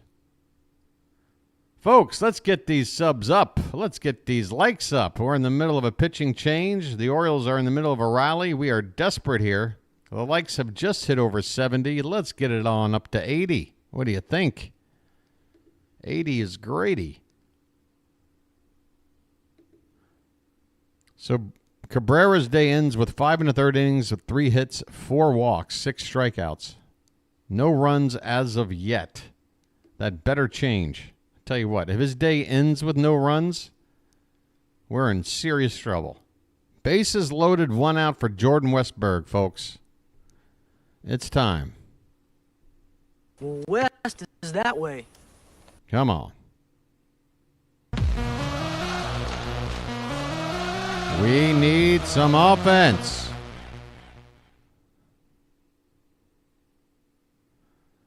Westberg. First pitch is off the plate outside for ball one. All right. Bases loaded, 1 out. 1-0 on Westy. Santander at third. O'Hearn at second. Kerstad at first. The pitch in there for a called strike. 94 miles an hour. We're in the top of the sixth. 3-0 Marlins. The Orioles with their best opportunity to score and get back into this ball game. It's now or never. It feels that way. The pitch. That one's popped up by Westberg. On foul ground. The catcher has room by just a couple of feet to make the second out.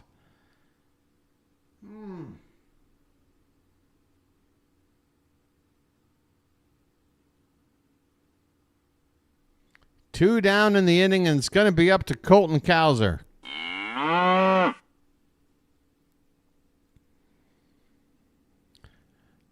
All I need is a miracle. All I need is you. Come on, Colton. All I need is a miracle. Cowser's reached base both times tonight, a single and a walk, and he swings and misses at the first pitch. 0-1 the count on a pitch a couple of inches off the plate outside.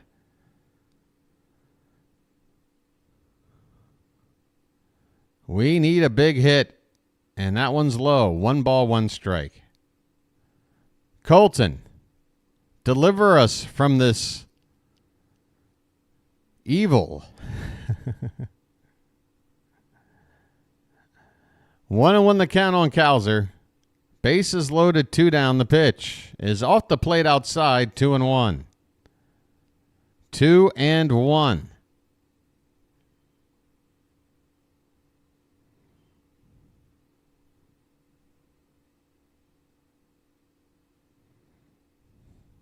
Here comes the next pitch. That one's lined, and a base hit down the right field line, all the way into the corner. This could clear the bases. 1 run's in, another run's in. 3 runs are in, and the Orioles have tied up the ball game. A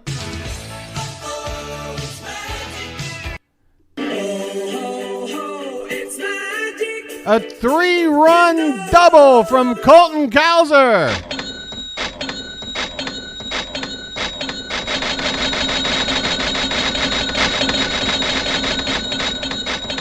And the Orioles have tied up the ball game, folks. A 2-out, 3-run double. It's a brand new ball game. McDermott is off the hook. Here's Ced Mullins. He swings and misses at the first pitch. Ho, doctor, we're back in it. On 1 swing of the bat. 0-1 on Mullins. 2 down, Cowser at second. This is off the plate, outside, and low. 1-1 on Ced. Well said, now you know what to do.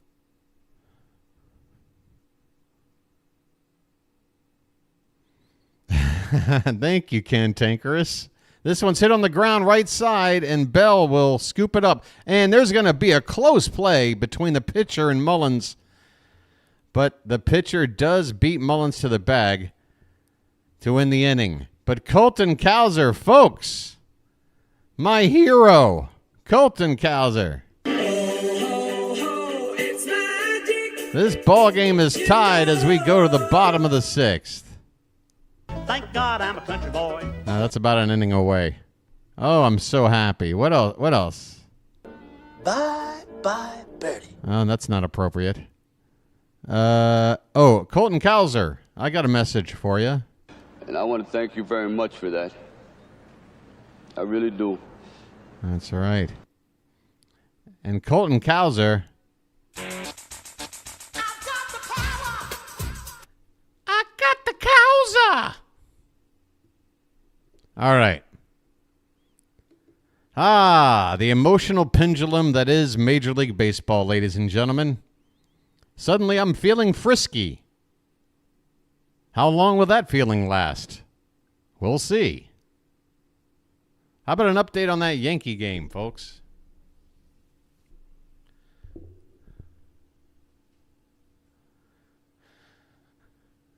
Yeah, I really enjoyed Logan. I mean, I'm not a fan of these comic book movies and this whole universe thing. I'm not a fan of being required to watch 37 different movies to know everything that's going on and be able to keep up with my peers. Like, what is this? This is nonsense. Give me one movie that can stand on its own, and if it deserves a sequel, fine. Otherwise, leave it alone. Anyway, I did enjoy Logan because that to me didn't feel like a comic book movie. It just felt like a straight-up action movie with some heart. And that's all I need. All right, folks, we have pitching change. Jacob Webb is on the mound. Folks, the Orioles bullpen last night was not the problem. 6 shutout innings after relieving Albert Suarez. Let's hope the bullpen can help us again tonight. We've got a tie ball game here now as we go into the bottom of the 6th.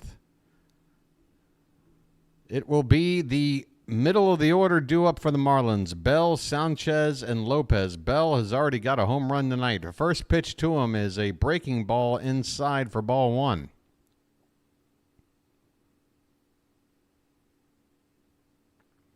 That's right. Magic mushrooms, cows, it's all connected.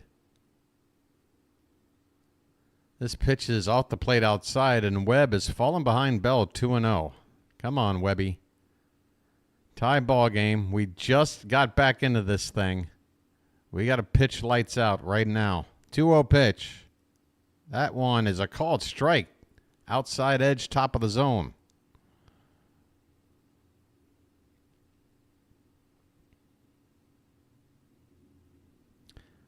Gibney, I agree with you.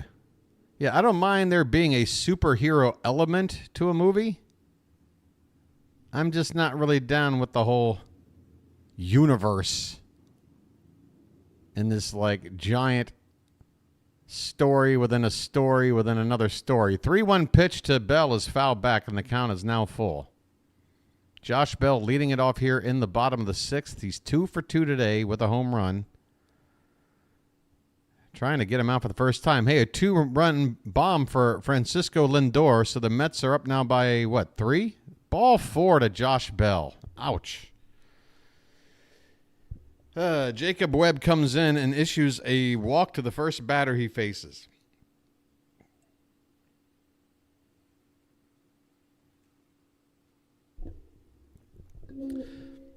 Webb has been pretty solid for us. I'm going to give him the benefit of the doubt that he didn't want to give Bell anything good to hit because Bell's been looking good at the plate tonight. Here's Sanchez. Well, now we got a problem because this pitch is up and away for ball 1. Webb has got to start throwing strikes here. He's walked Bell. There's nobody out. 1-0 pitch to Sanchez. There's a strike. Sanchez was already giving up on that pitch before it came in, which just shows you that these Marlins batters are waiting for Webb to find the zone. So oblige them, please, and start throwing strikes. The 1-1. Up and away. 2 balls and a strike. Mr. Hyde, not to my knowledge, but I did have some coffee a week or 2 ago that was so bad it might have been that. This pitch is a called strike, and Webb gets that call. Top of the zone, a couple inches outside. 2-2 on Sanchez. And the next one, oh, that's a replay. What are you doing? The next pitch. Swing and a chopper, and is that a fair ball? That's a foul ball on the first base side. O'Hearn had fielded it in front of the bag. Foul ball. 2-2 the count on Jesus Sanchez. Hey, David. How you been, buddy? Long time no see, my friend. David, we might need you back, man. When you were here on the regular, the Orioles were doing great. Since your absence, not so much. This one is hit softly to Arias at third. They go to second for 1, and that's all they'll get. It's going to be a fielder's choice for Sanchez. Bell is retired at second. 1 out and a runner at first. And the batter will be Otto Lopez. David's in Maryland. Guess what? This being Baltimore and all. That's right. You're from Baltimore, huh? You're from Baltimore, huh? You're from Baltimore, huh? You never heard of Baltimore style? Here's Otto Lopez. First pitch is just off the plate outside, ball one. Double play ball here would be nice. That's right, David. I got drops. Mad drops. The 1-0 pitch is a called strike on the outside edge. Perfect location there from Webb. 1 ball, 1 strike. We've got a 3-3 ball game here in the bottom of the 6th, folks. The Marlins went ahead 3-0. The Orioles just tied it up in the top half of this inning with a 3-run rally, courtesy of a 3-run double by Colton Cowser.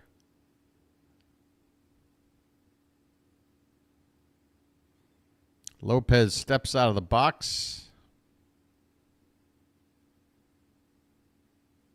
Brandon Hyde sitting on the bench in the same position I usually sit on a toilet. There goes the runner on the pitch. This swung on and missed, and there's going to be no throw down. That pitch was low. The batter, Lopez, sort of spinning around during the swing, and it might have told Adley Rutschman to not even try to throw down. Not to mention the fact the last time Rutschman tried to throw a runner out at second, he threw it into center field. I hope Adley hasn't lost his confidence. That's a 7th stolen base for Jesus Sanchez. It takes the double play off the books. And a 1-2 pitch to Lopez is fouled off to the right. What is this showing me? Yeah, that's right, folks. Stay tuned because Fast and Furious 31 is going to be lit. They're really going to change it up this time. Here's a ball swung on and a liner to second, and Westberg's got it, and they double off. Wait, was that a double play? He tagged the bag at second. Was that a double play? Was there only one out? What happened? Yeah, was that a double play? Oh my God. We got a double play anyway. Hallelujah. A liner to Jordan Westberg at second. Josh Bell, who was on second base, way off the bag. So Westberg able to just run on over to that bag and tag it. Bell didn't even try to get back. So this inning is over. Chili, conventionally. I was going to add the conventional double play. Are you guys really? I'm saying to you the exact same thing Vin Scully would say, Red Barber would say, Harry Callis would say. Don't give me any static. I ain't got time for that. Hit the bricks, pal. You're done. All right. Your boy ain't got time for that. Your boy's just happy. All right? I'm so happy I want to go out dancing. Where you from? Baltimore. What? Baltimore. Baltimore? What's that? Look, it doesn't really matter, all right?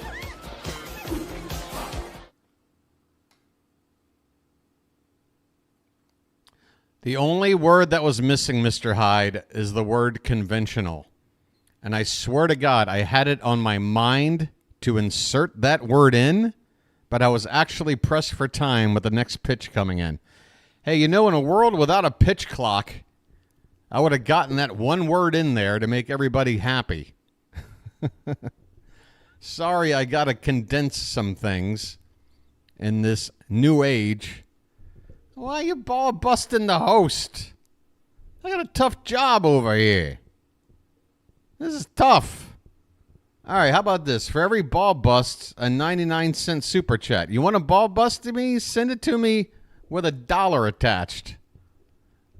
Then I don't know, laugh right along with you. How does that sound? Ramon Arias is at the plate, folks. Top of the 7th. 3-3 ball game. Here we go. 9-1-2 due up. First pitch is high for ball one. That's right, folks. Bust my balls for $1. What a great deal for both of us. This pitch is fouled back. Andrew Nardi is now in for the Marlins in relief. Left-handed pitcher making his 48th appearance. His ERA is over 5. And this pitch is high. 2-1 the count. There's plenty to roast me about. You can talk about which of the 11 shirts that you own are you wearing today, BW? As this pitch is popped up behind the plate and out of play. 2 balls, 2 strikes on Ramon Arias leading off the top of the 7th. I'm balding on the back of my head. Got that going for you. A lot of people like to talk about my Midsommar poster. There's some material there. Swing and a miss. Arias down on strikes to begin the top of the 7th. Folks, that's going to get Chuck. I just read Chuck Thompson out of the corner of my eye. That's going to get Gunnar Henderson up to the plate. We're going to go over here. 1 out, nobody on. You got a plethora of Spurs jokes. I can't wait, Timothy. Well, for that, that'll cost £1, not $1, £1. Sorry. There's a called strike to Gunnar. Man, Gunnar needs a hit. Hitless last night, 0 for 2 so far tonight. He has drawn a walk. And this pitch is upstairs. Check swing. He did not go. 1-1 the count. There it is. Old Fart. Now, folks, you want to talk about class. Old Fart with a $5 super chat. As this pitch is low and outside. 2-1 on Gunnar. A $5 super chat with no insult. That's Old Fart for you. Call it the Baltimore Miracle or some shit. I mean... And I want to thank you very much for that. I really do. This 2-1 pitch to Gunnar is low and away for ball 3. 3-1 the count on Gunnar.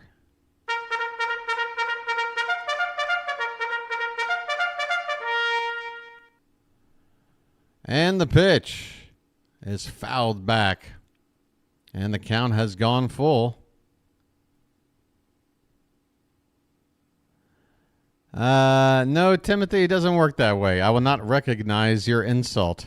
You don't get to attach it to somebody else's super chat. By the way, for super chats... Message for you, son. I love getting them. Message for you, son. Payoff pitch to Gunnar, and here it is.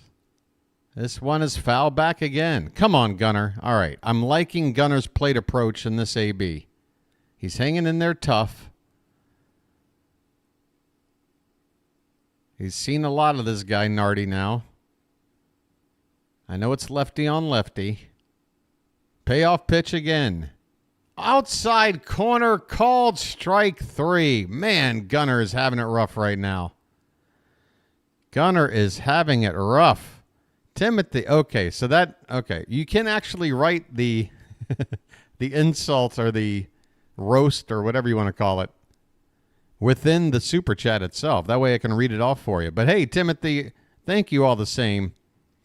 I got 99 problems, but a super chat ain't one. Thank you for that super chat, Timothy. Here comes Adley Rutschman, and he goes after the first pitch, pops it up on the infield and foul ground to Josh Bell to end the inning. What is going on? Gunnar and Adley, 0 for 7 combined tonight. We go to the bottom of the 7th. Man, we need our top guys in the order to start doing something here. We got to win this damn ball game. 7th inning stretch time, folks. You know what that means. We've got ourselves a doozy tonight. It's time to throw some cakes on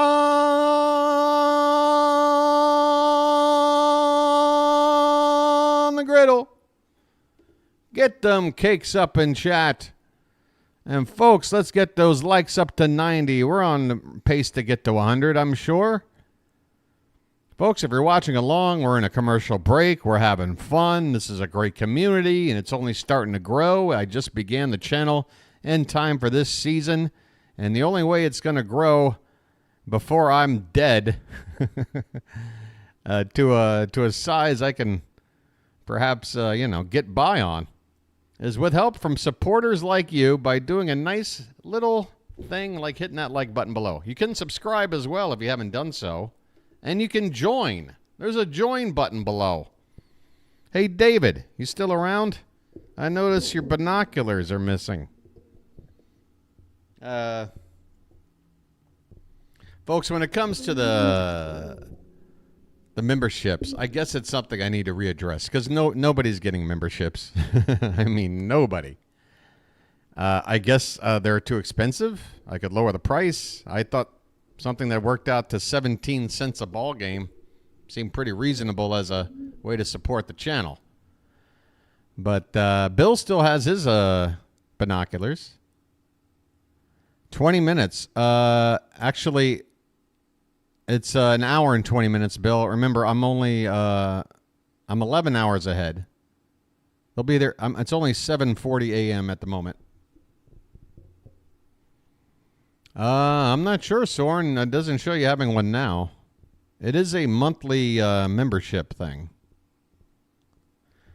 All right, folks, we're going to the bottom of the 7th. I'm sorry, I forgot to do this. Where is it? Thank God I'm a country boy. Thank God I'm a country boy.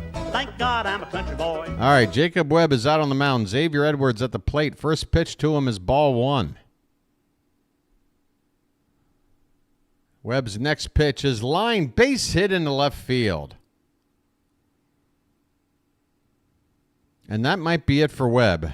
2 of the next 3 batters are from the left side, Nick Gordon and Jazz Chisholm, with the middle batter being the backup catcher. You got to go to a lefty here, and here comes Brandon Hyde. Your boy knows what's up.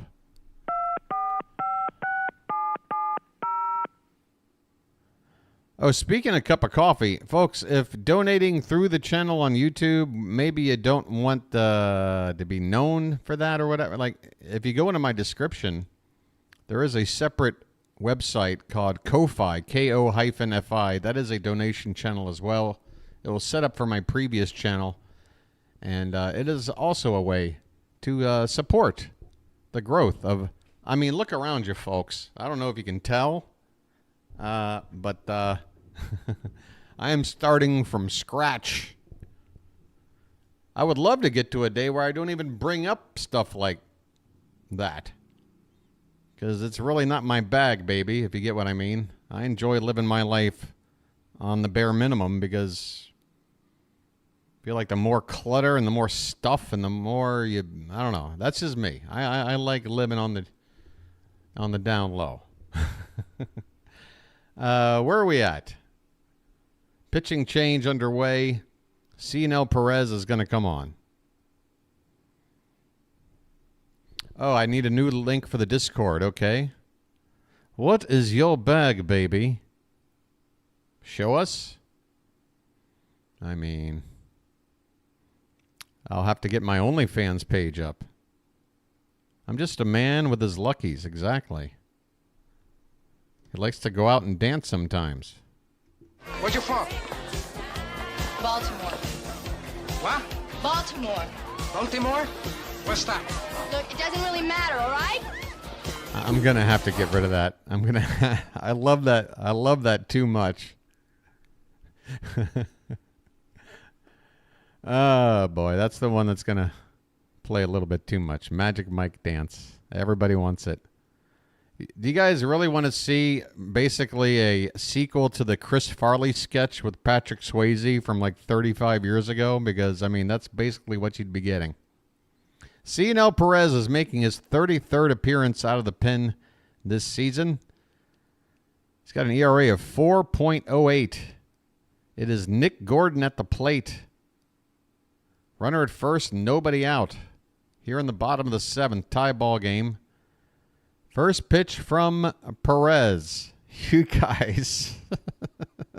A bunt attempt, and that might have gotten Gordon on the fingers. That goes down as a strike. He made contact. He was bunting. That's not a hit by pitch, but it did get him on the fingers, it would appear. And that sends the trainer out.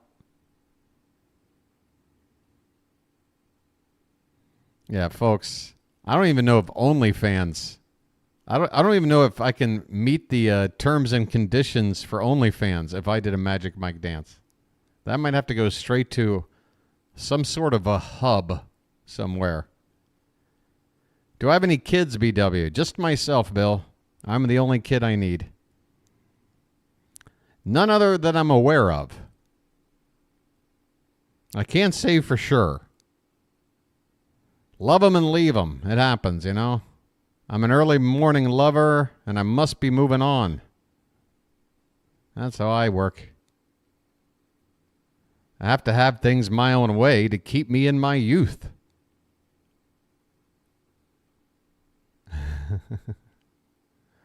But I will go on shining like brand new. I'll never look behind me, and my troubles will be few. That's right.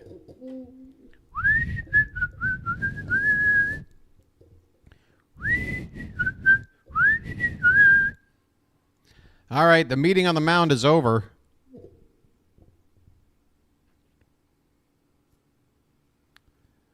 D.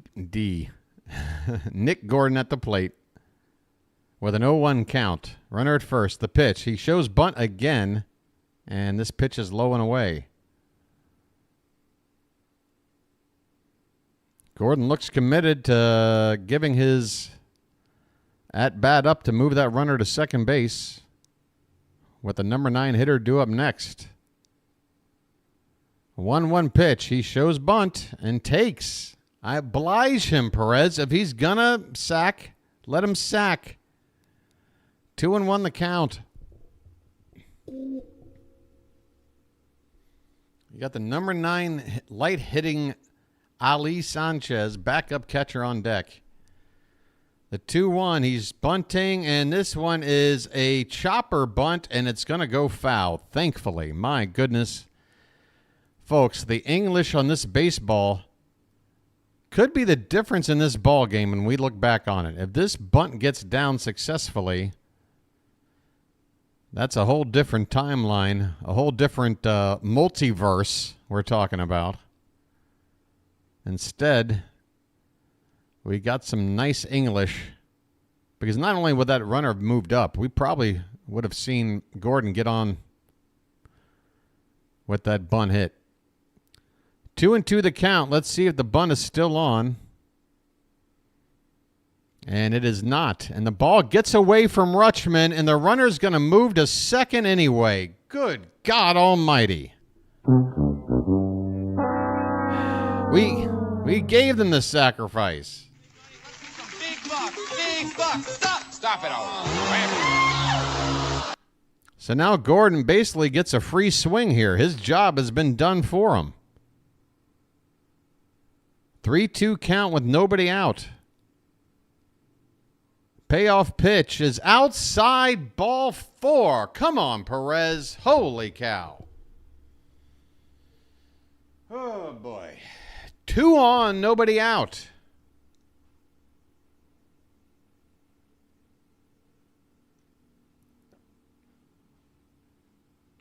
And you got to figure out a way to get Sanchez not only out, but get him out without moving runners up, because Jazz Chisholm is on deck.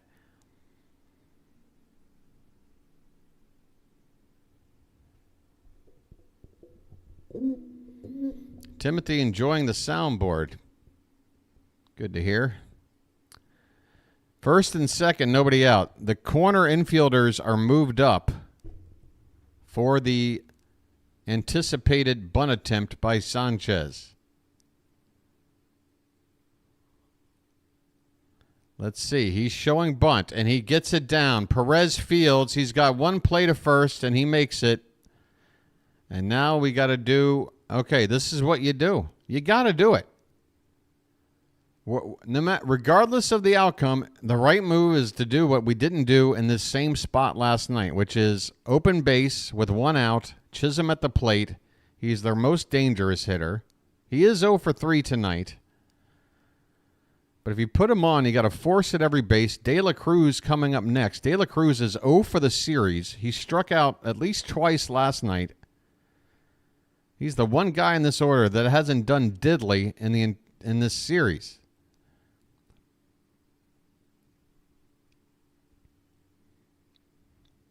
Now, I don't think it would make sense to just put him on.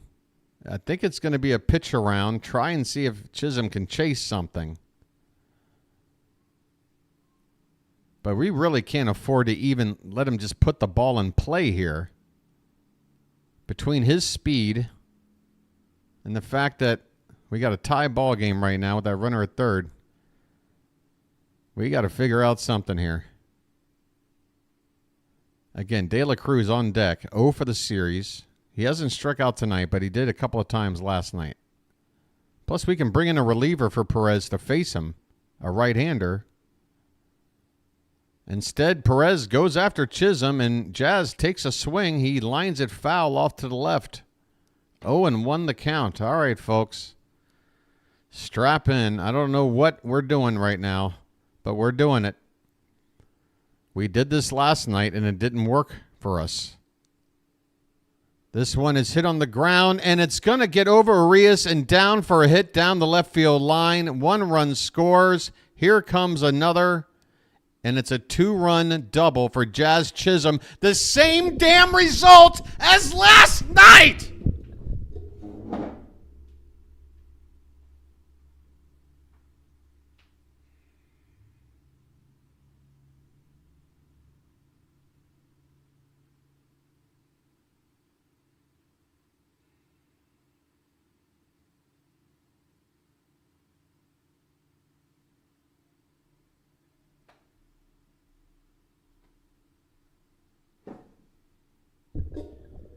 All right, you can go ahead and strike out De La Cruz now. Go ahead and strike him out.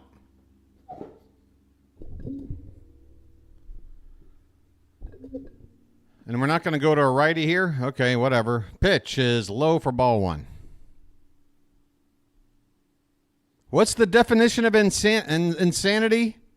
Doing the same thing over and over and expecting a different result? Something like that? The 1-0 is inside 2-0.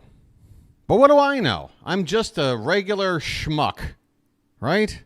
Every time I talk about the inside part of the game, what I don't know, right? I'm blowing smoke up everyone's butt, right? I don't know anything. The 2-0 pitch is fouled at the plate, 2-1 on De La Cruz.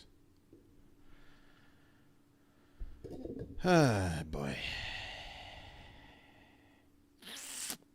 Hang in there, BW. Hang in there.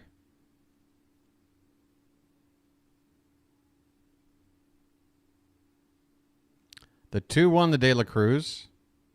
Swung on, hit on the ground, base hit to the right side. Okay, well, I guess it didn't matter. Here comes a throw-in. Chisholm is never going to get thrown out. That ball should have stayed in on the infield. Luckily, the hitter stays at first. It is now back to a 3-run lead for the Marlins. So our comeback has basically been erased. Here in the bottom of the 7th, Cionel Perez has come on and has been awful.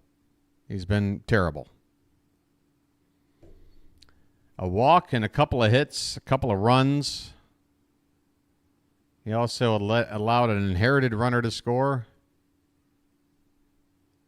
That belongs to Jacob Webb. This pitch is low to Jake Berger.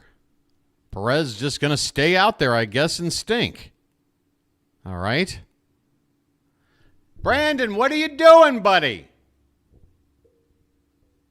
There's a swing and a miss. Oh, that actually was a foul ball. Sorry about that. Berger got a piece.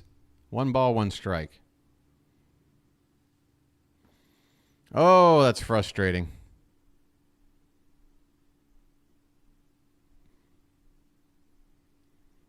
I can't. I don't have. It's like everything else. I don't have the connections. I don't have the nepotism in my favor. I don't have. I guess I didn't come from the right bloodline. I don't know. Your boy ain't getting any doors open for him. He's got to do it all on his own, like he's been doing his whole damn life. 1-2 the count on Jake Berger. With 1 out, runner at first. The pitch is a swing and a miss. Perez gets a strikeout as I reluctantly touch this button.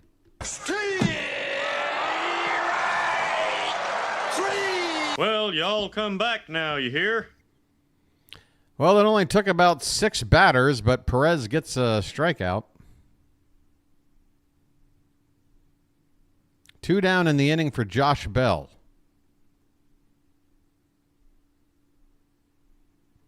First pitch to him is lined in a comebacker to Perez.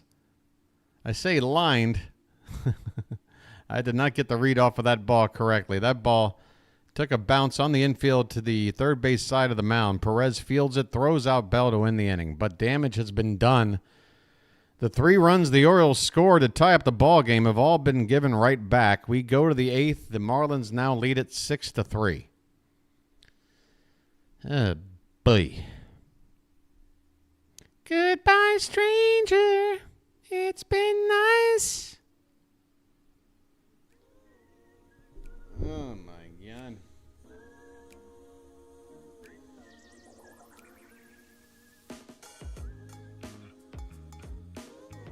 Update on that Yankee game, anybody? Score, inning, the whole schmear.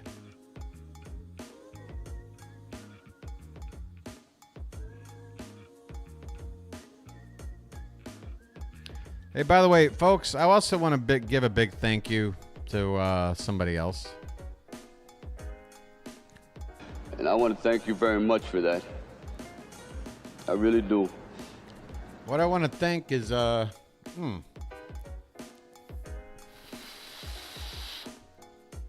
I want to thank is everybody watching me right now. I want to thank all you guys. Why? Because I never imagined a few months ago when I started this channel with absolutely nothing that would have grown like this quickly and with this much positive response. It's I'm living a dream right here. I mean, there's a lot of nerves to running a channel like this and hoping to see it succeed. There's a lot of hurdles to climb to get to a position where I can sit back and go, hey, I'm feeling comfortable. I'm going to be your Orioles voice for years to come. I still need to grow things. But at this rate and with the response from you guys, it's been absolutely amazing. And I just want to thank you for that. Thank you so much for your support. I'm happy that you enjoy my call, and it means the world to me. It really does. I mean, this is giving me everything I needed in my life right now. It really has. Anthony Santander is at the plate here. Top of the 8th, folks. Let's go. First pitch is low for ball 1. Let's get some taters up in the chat. That's not a tater tot. That's a tater giant.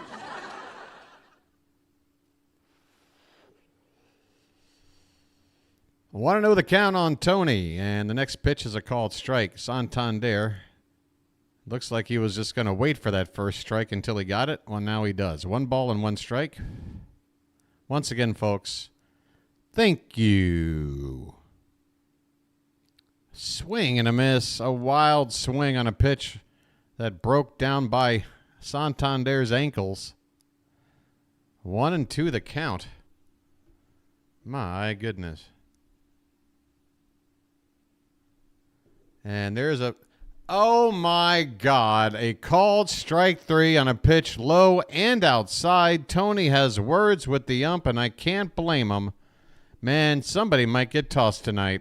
Why don't you wake up and smell what you shoveling? Why don't you wake up and smell what you shoveling?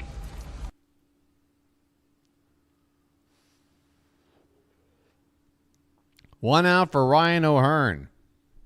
Lights on. Let's turn and burn. First pitch is a breaking ball in the dirt. Once again, it's Foucher out there on the mound. That's another last name that is, let's just say I would have had a lot of fun with that, teasing somebody in high school with a name like that. The 1-0 pitch is swung on a miss by Ryan O'Hearn. 1-1 the count.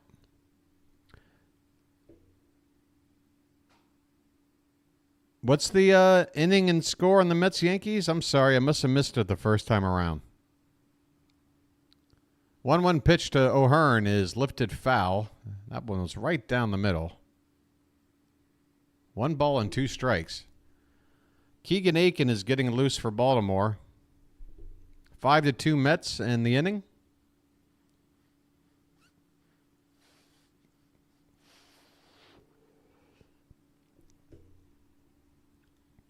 This 1-2 pitch is way off the plate. 2 balls and 2 strikes. I don't know. 6-2 Mets. Oh, now it's 6-2 Mets in the top of the 6th. Okay.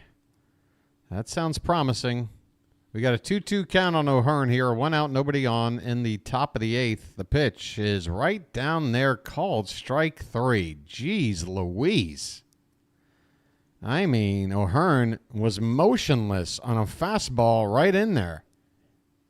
I don't know if I've ever seen O'Hearn just look at a pitch like this for a called strike 3. Something is in the water. I don't know. Somebody check the equipment manager. Swing and a miss by Kjerstad, who's at the plate. He's already struck out twice tonight.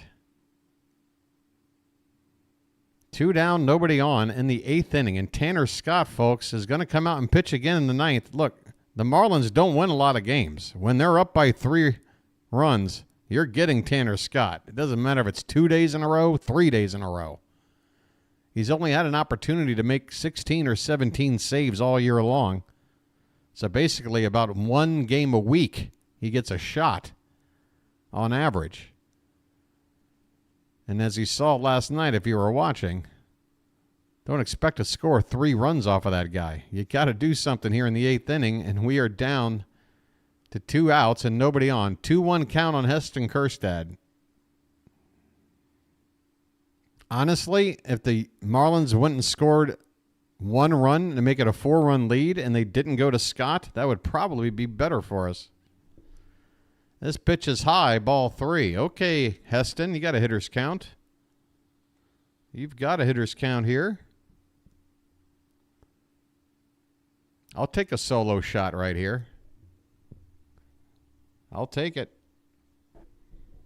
3-1 pitch. Right in there. For a strike, Heston took it. I mean, that ball was in the zone the whole way there. I don't know what he thought it would do to not want to offer at it. Payoff pitch. And that one is just off the plate outside, ball 4. I'm walking here. I'm walking here. And here comes Jordan Westburg. And boy, what a terrible night at the plate it's been for him. We really need to see something positive from Westy here. I don't care if it's an out. As long as if he hits it hard somewhere and it's a bad luck out, fine. But man, Westburg has got to look better up at the plate. First pitch to him is a called strike outside, bottom of the zone. 0 for 3 tonight, average down to 271. Next pitch, outside corner, gets the call, and man, Westburg cannot catch a break. That pitch was an inch or 2 off. He looked at the ump for a sec. And man, the way Westburg's going right now with an 0-2 count, he's really got to dig down deep. Do some soul searching here. Foucher with an 0-2 count on Westburg, 2 down, top of the 8th. The Marlins ahead 6-3 with a runner at first base for the Orioles. The pitch, and that's reached for by Westburg, but it's going to be a soft 1-hopper to second. They go to the second base bag for the force. Kjerstad is eliminated, and the inning is over. The Orioles have left 6 men on base tonight. The Marlins just 4. Marlins lead at 6-3 as we go to the bottom of the 8th. The Orioles are 3 outs away from dropping this series and in a position to potentially get swept by the Marlins.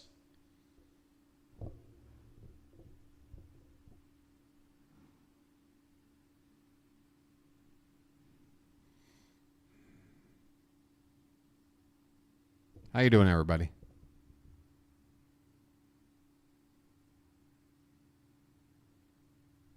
This was supposed to be, take 2 out of 3. All you got to do is your job. You get 2 out of 3 against a team like this. And then you're like, all right, if we're feeling greedy, like if we win the first 2, sure, maybe we get a sweep out of a team like this. It'd only be like the 12th time this year they've been swept. And instead, we're looking down the barrel of being down 2 games, a series already lost. And, again, this team, the Rockies, the White Sox, these are the teams you got to beat up on.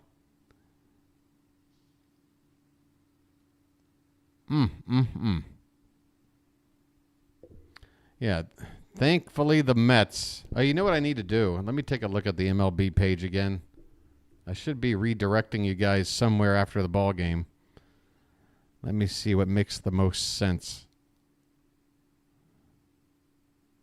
Okay, so Fitzy, Yankees. Oh, that's only in the 6th inning right now? Okay, so if Yankees-Mets is still going on, I'm going to send you back where I sent you last night. Over on Pure Adrenaline Sports. Who is a Mets guy. A Mets guy. There's some scores on your screen. I don't feel like reading them. Here we go. Keegan Aiken on the mound now for Baltimore. Bottom of the 8th. Sanchez, the first hitter up, and he takes a big cut and a miss. Jesus Sanchez tonight, 1 for 2. Normally in right field tonight, DHing. He's also stolen a base. This pitch is off the plate outside. 1 ball and 1 strike. Keegan Aiken out here in the bottom of the 8th. This is the 5th pitcher for the Orioles. Cole Irvin pitched 1 inning. What is he? Swing and a miss. And the count is 1-2. Why did Cole Irvin pitch 1 perfect inning and then we took him out? What is his job? I don't understand. This pitch is a little bit high. 2 balls, 2 strikes. Anybody want to try to parse this one out for me? We've gone most of the season hurting without having a long reliever. There's a called strike 3. Aiken right down the middle.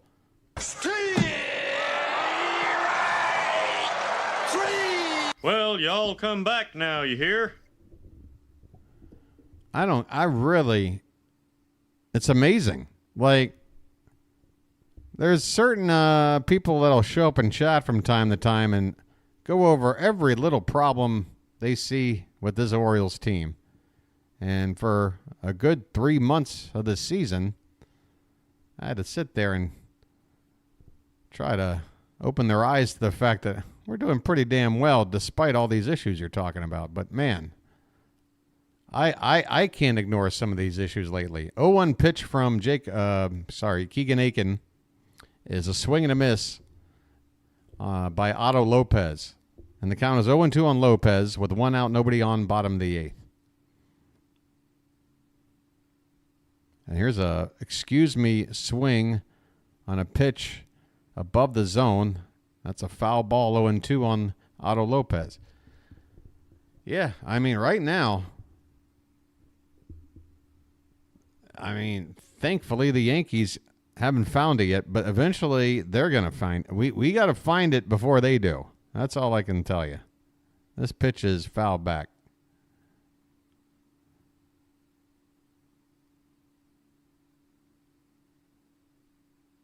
There's Tanner Scott, as expected, getting loose in the Miami bullpen.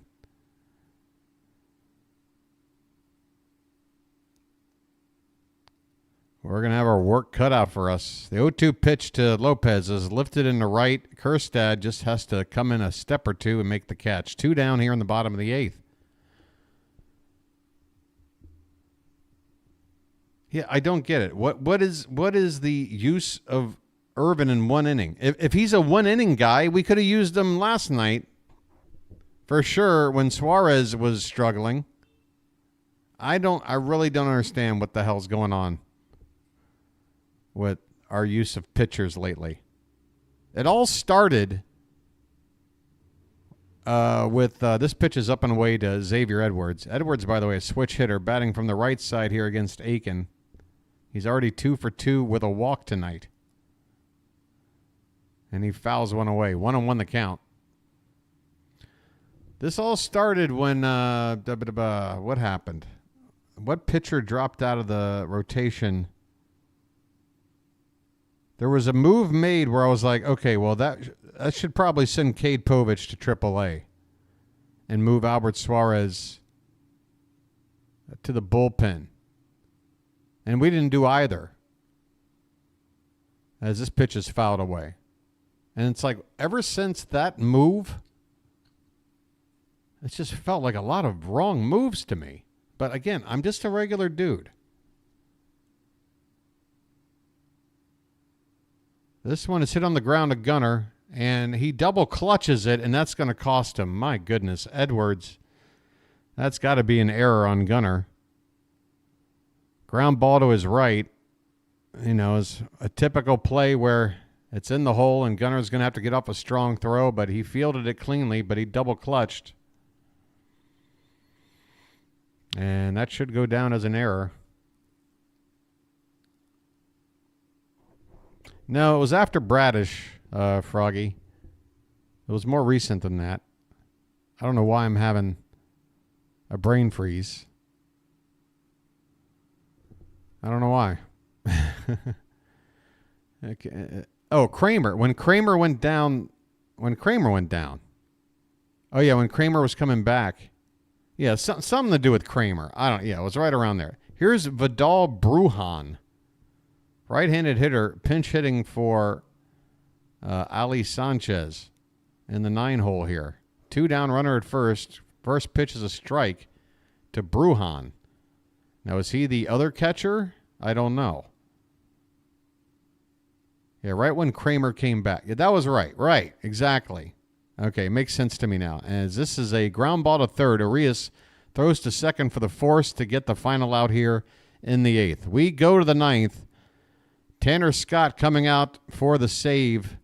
Orioles need 3 runs to tie. It is 6-3 Marlins. Yeah, that's it. That's exactly. When Kramer was coming back, I was like, all right, well, Povich should be going down. Because at that point, I was like, all right, I've seen what Povich can do.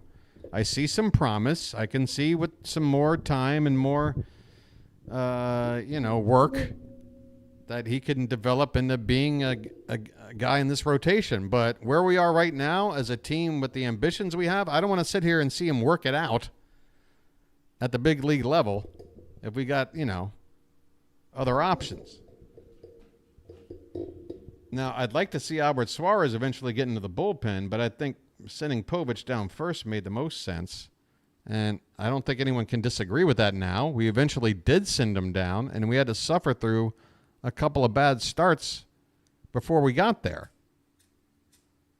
And then we sent Cole Irvin to long relief, and yeah, he looked good tonight for 1 inning. I don't even know what his role is now.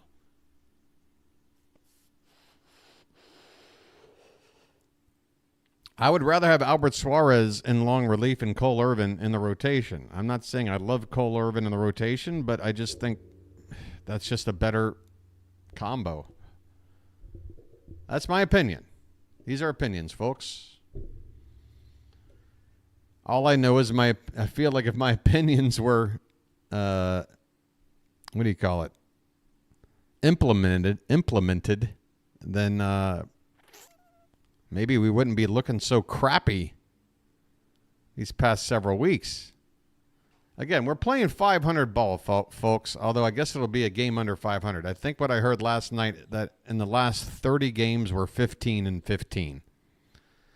Which, look, that ain't great, but if you're already got a nice record and then you hit a month or whatever and you got a 500 record, you can survive that. But now, if we don't come back tonight, and by the way, Austin Hayes is going to pinch hit here, then yeah, now we're looking at 15-16 in our last 31.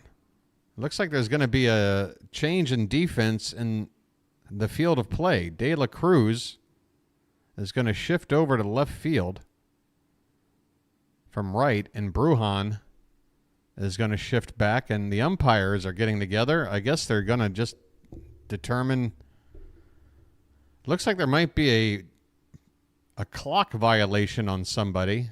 The home plate umpire jogging back to the plate did that little move where he pointed at his wrist and then pointed in someone's direction.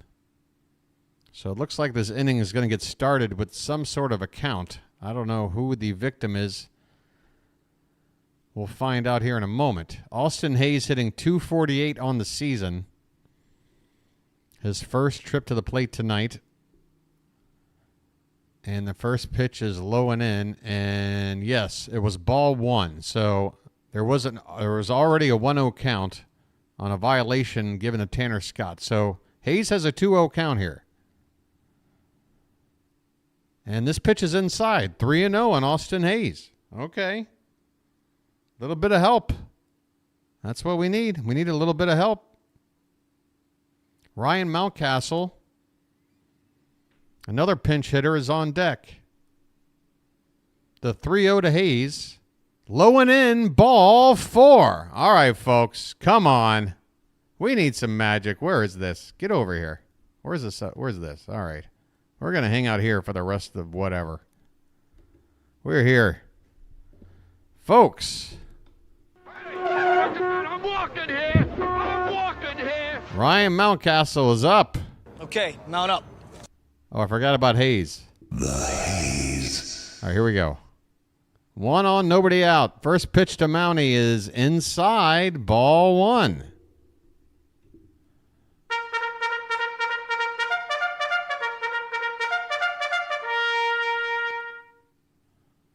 Hayes at first, nobody out. The 1-0 to Mountie is in there for a strike. 99 at the bottom of the zone, but it was middle of the plate.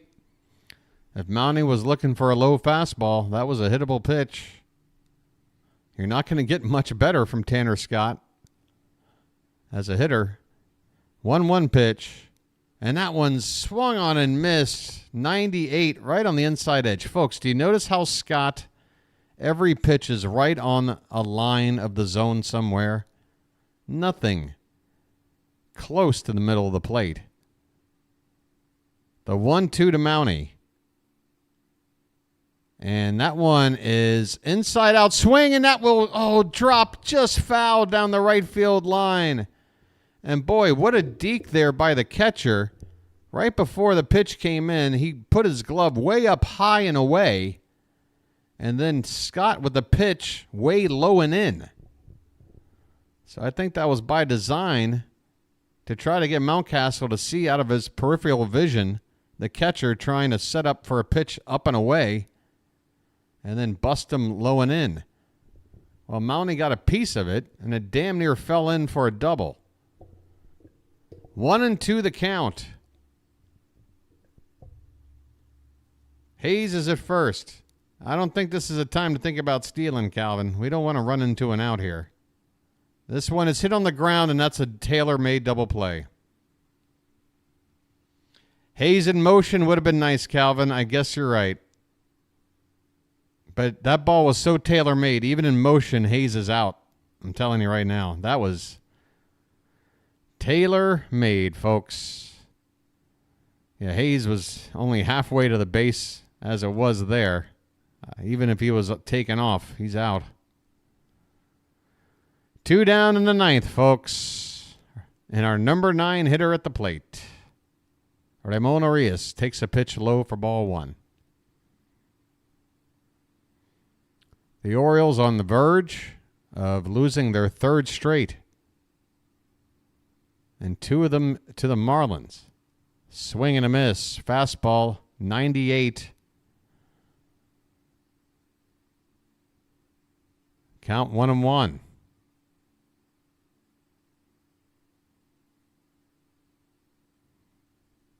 Robert, you're saying no playoffs?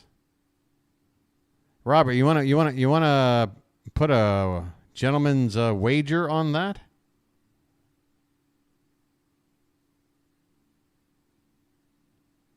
I'm willing to take that wager. I guess we'd have to have some stipulations. The 2-1 pitch is lifted foul behind the plate. I mean, you could sit there and tell me we're going to just bow out of the playoffs because we don't have any variety to our offense. I'll take that as a criticism, sure. But to sit here and say that the team as they are now are going to not make the playoffs, Yeah, I'll take you up on that. 2-2 the count on Arias. This one's hit in the air to right and out of play. Still 2-2. Yeah, honestly, I'm not a betting person, but somebody show me what the odds are for the Orioles to not make the playoffs. I'll get in on the action in a rare moment of a guaranteed win. Swing and a foul off to the left.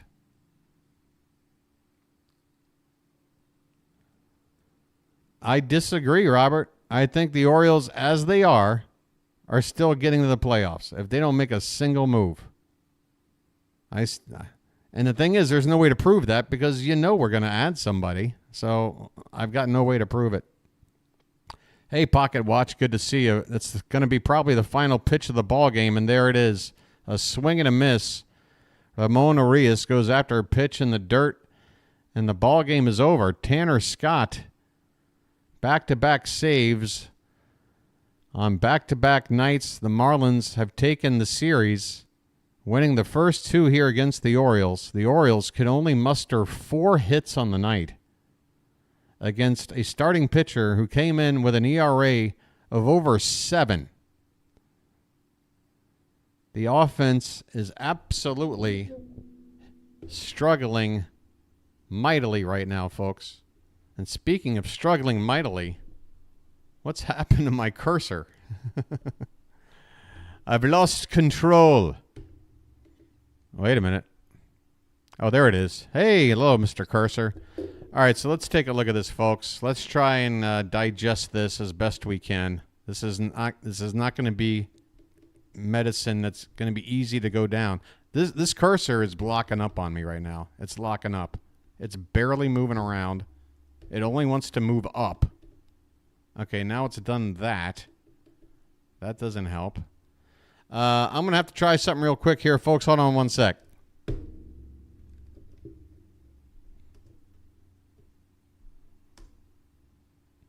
You still with me? All right, see? Now I've got control. I've got control again. Yeah, thanks to the new subscribers, folks. So here's some of the stuff to look at here. 6 men left on base. Folks, we had 1 swing. It was much like Anthony Santander last night. We got 2 runs on a 2-run homer near the end of the ball game. That made it 3-2, and that made it... Or no, wait, that was the Rangers game. I'm sorry. I'm talking... Okay, this is like 2 games ago where Santander hit that 2-run bomb late. We were down 3-0. We couldn't hit worth a damn. Same thing here. Cowser, 1 swing, gets us 3 runs. Otherwise, what are we doing here? Against, again, a guy with an ERA coming into tonight over 7. What's his ERA now? It's still over 7. I mean, we kind of got to him. Couldn't do anything with their bullpen. And our bullpen last night shut down the door, but then tonight couldn't do it. Oh, man. Man, this is tough. I want us to start winning again, and then we got to play an early game tomorrow. Folks, okay, here's what we're going to do. I'm going to send you over to enjoy watching the Yankees lose the final inning or 2 of that ball game. Let me set that up real quick. And I'll also remind you about tomorrow's game, pitching matchup, time, and all that fun stuff, okay? I am sorry we're going through this losing streak right now. I still believe in this team. I still think, you have to just look at it as, all right, we've got problems to address, but we've got this trade window open right now, and that's the opportunity to address it. Come this time next week, things could be looking a whole lot different. And we start from, we wipe that slate clean and go after it. I mean, folks, this team won over 100 games last year. We might not be able to do it again. And at the beginning of the season, I said, I don't necessarily think this team can do that again. Not because I don't think they're capable. It's just you take all great teams out there. Winning 100 games back-to-back seasons is not easy. I mean, look at how good the Dodgers were last year. They were expected to probably win 110 games this season. Last I checked, they still have a worse record than us. You hear what I'm saying? But look, we still got stuff we got to figure out here. Let me take a look at this tomorrow's game on the ESPN page.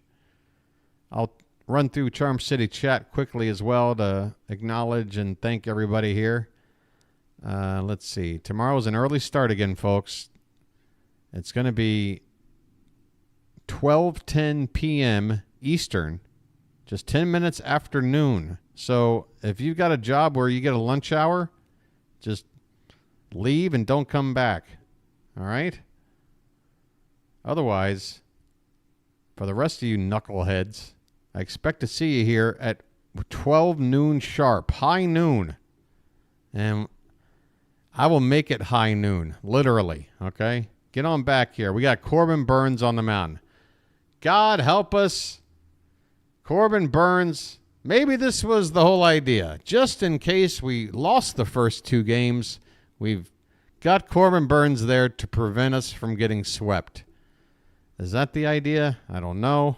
But hey, he's going to be out there going up against a guy who's 1-5, an ERA over 5.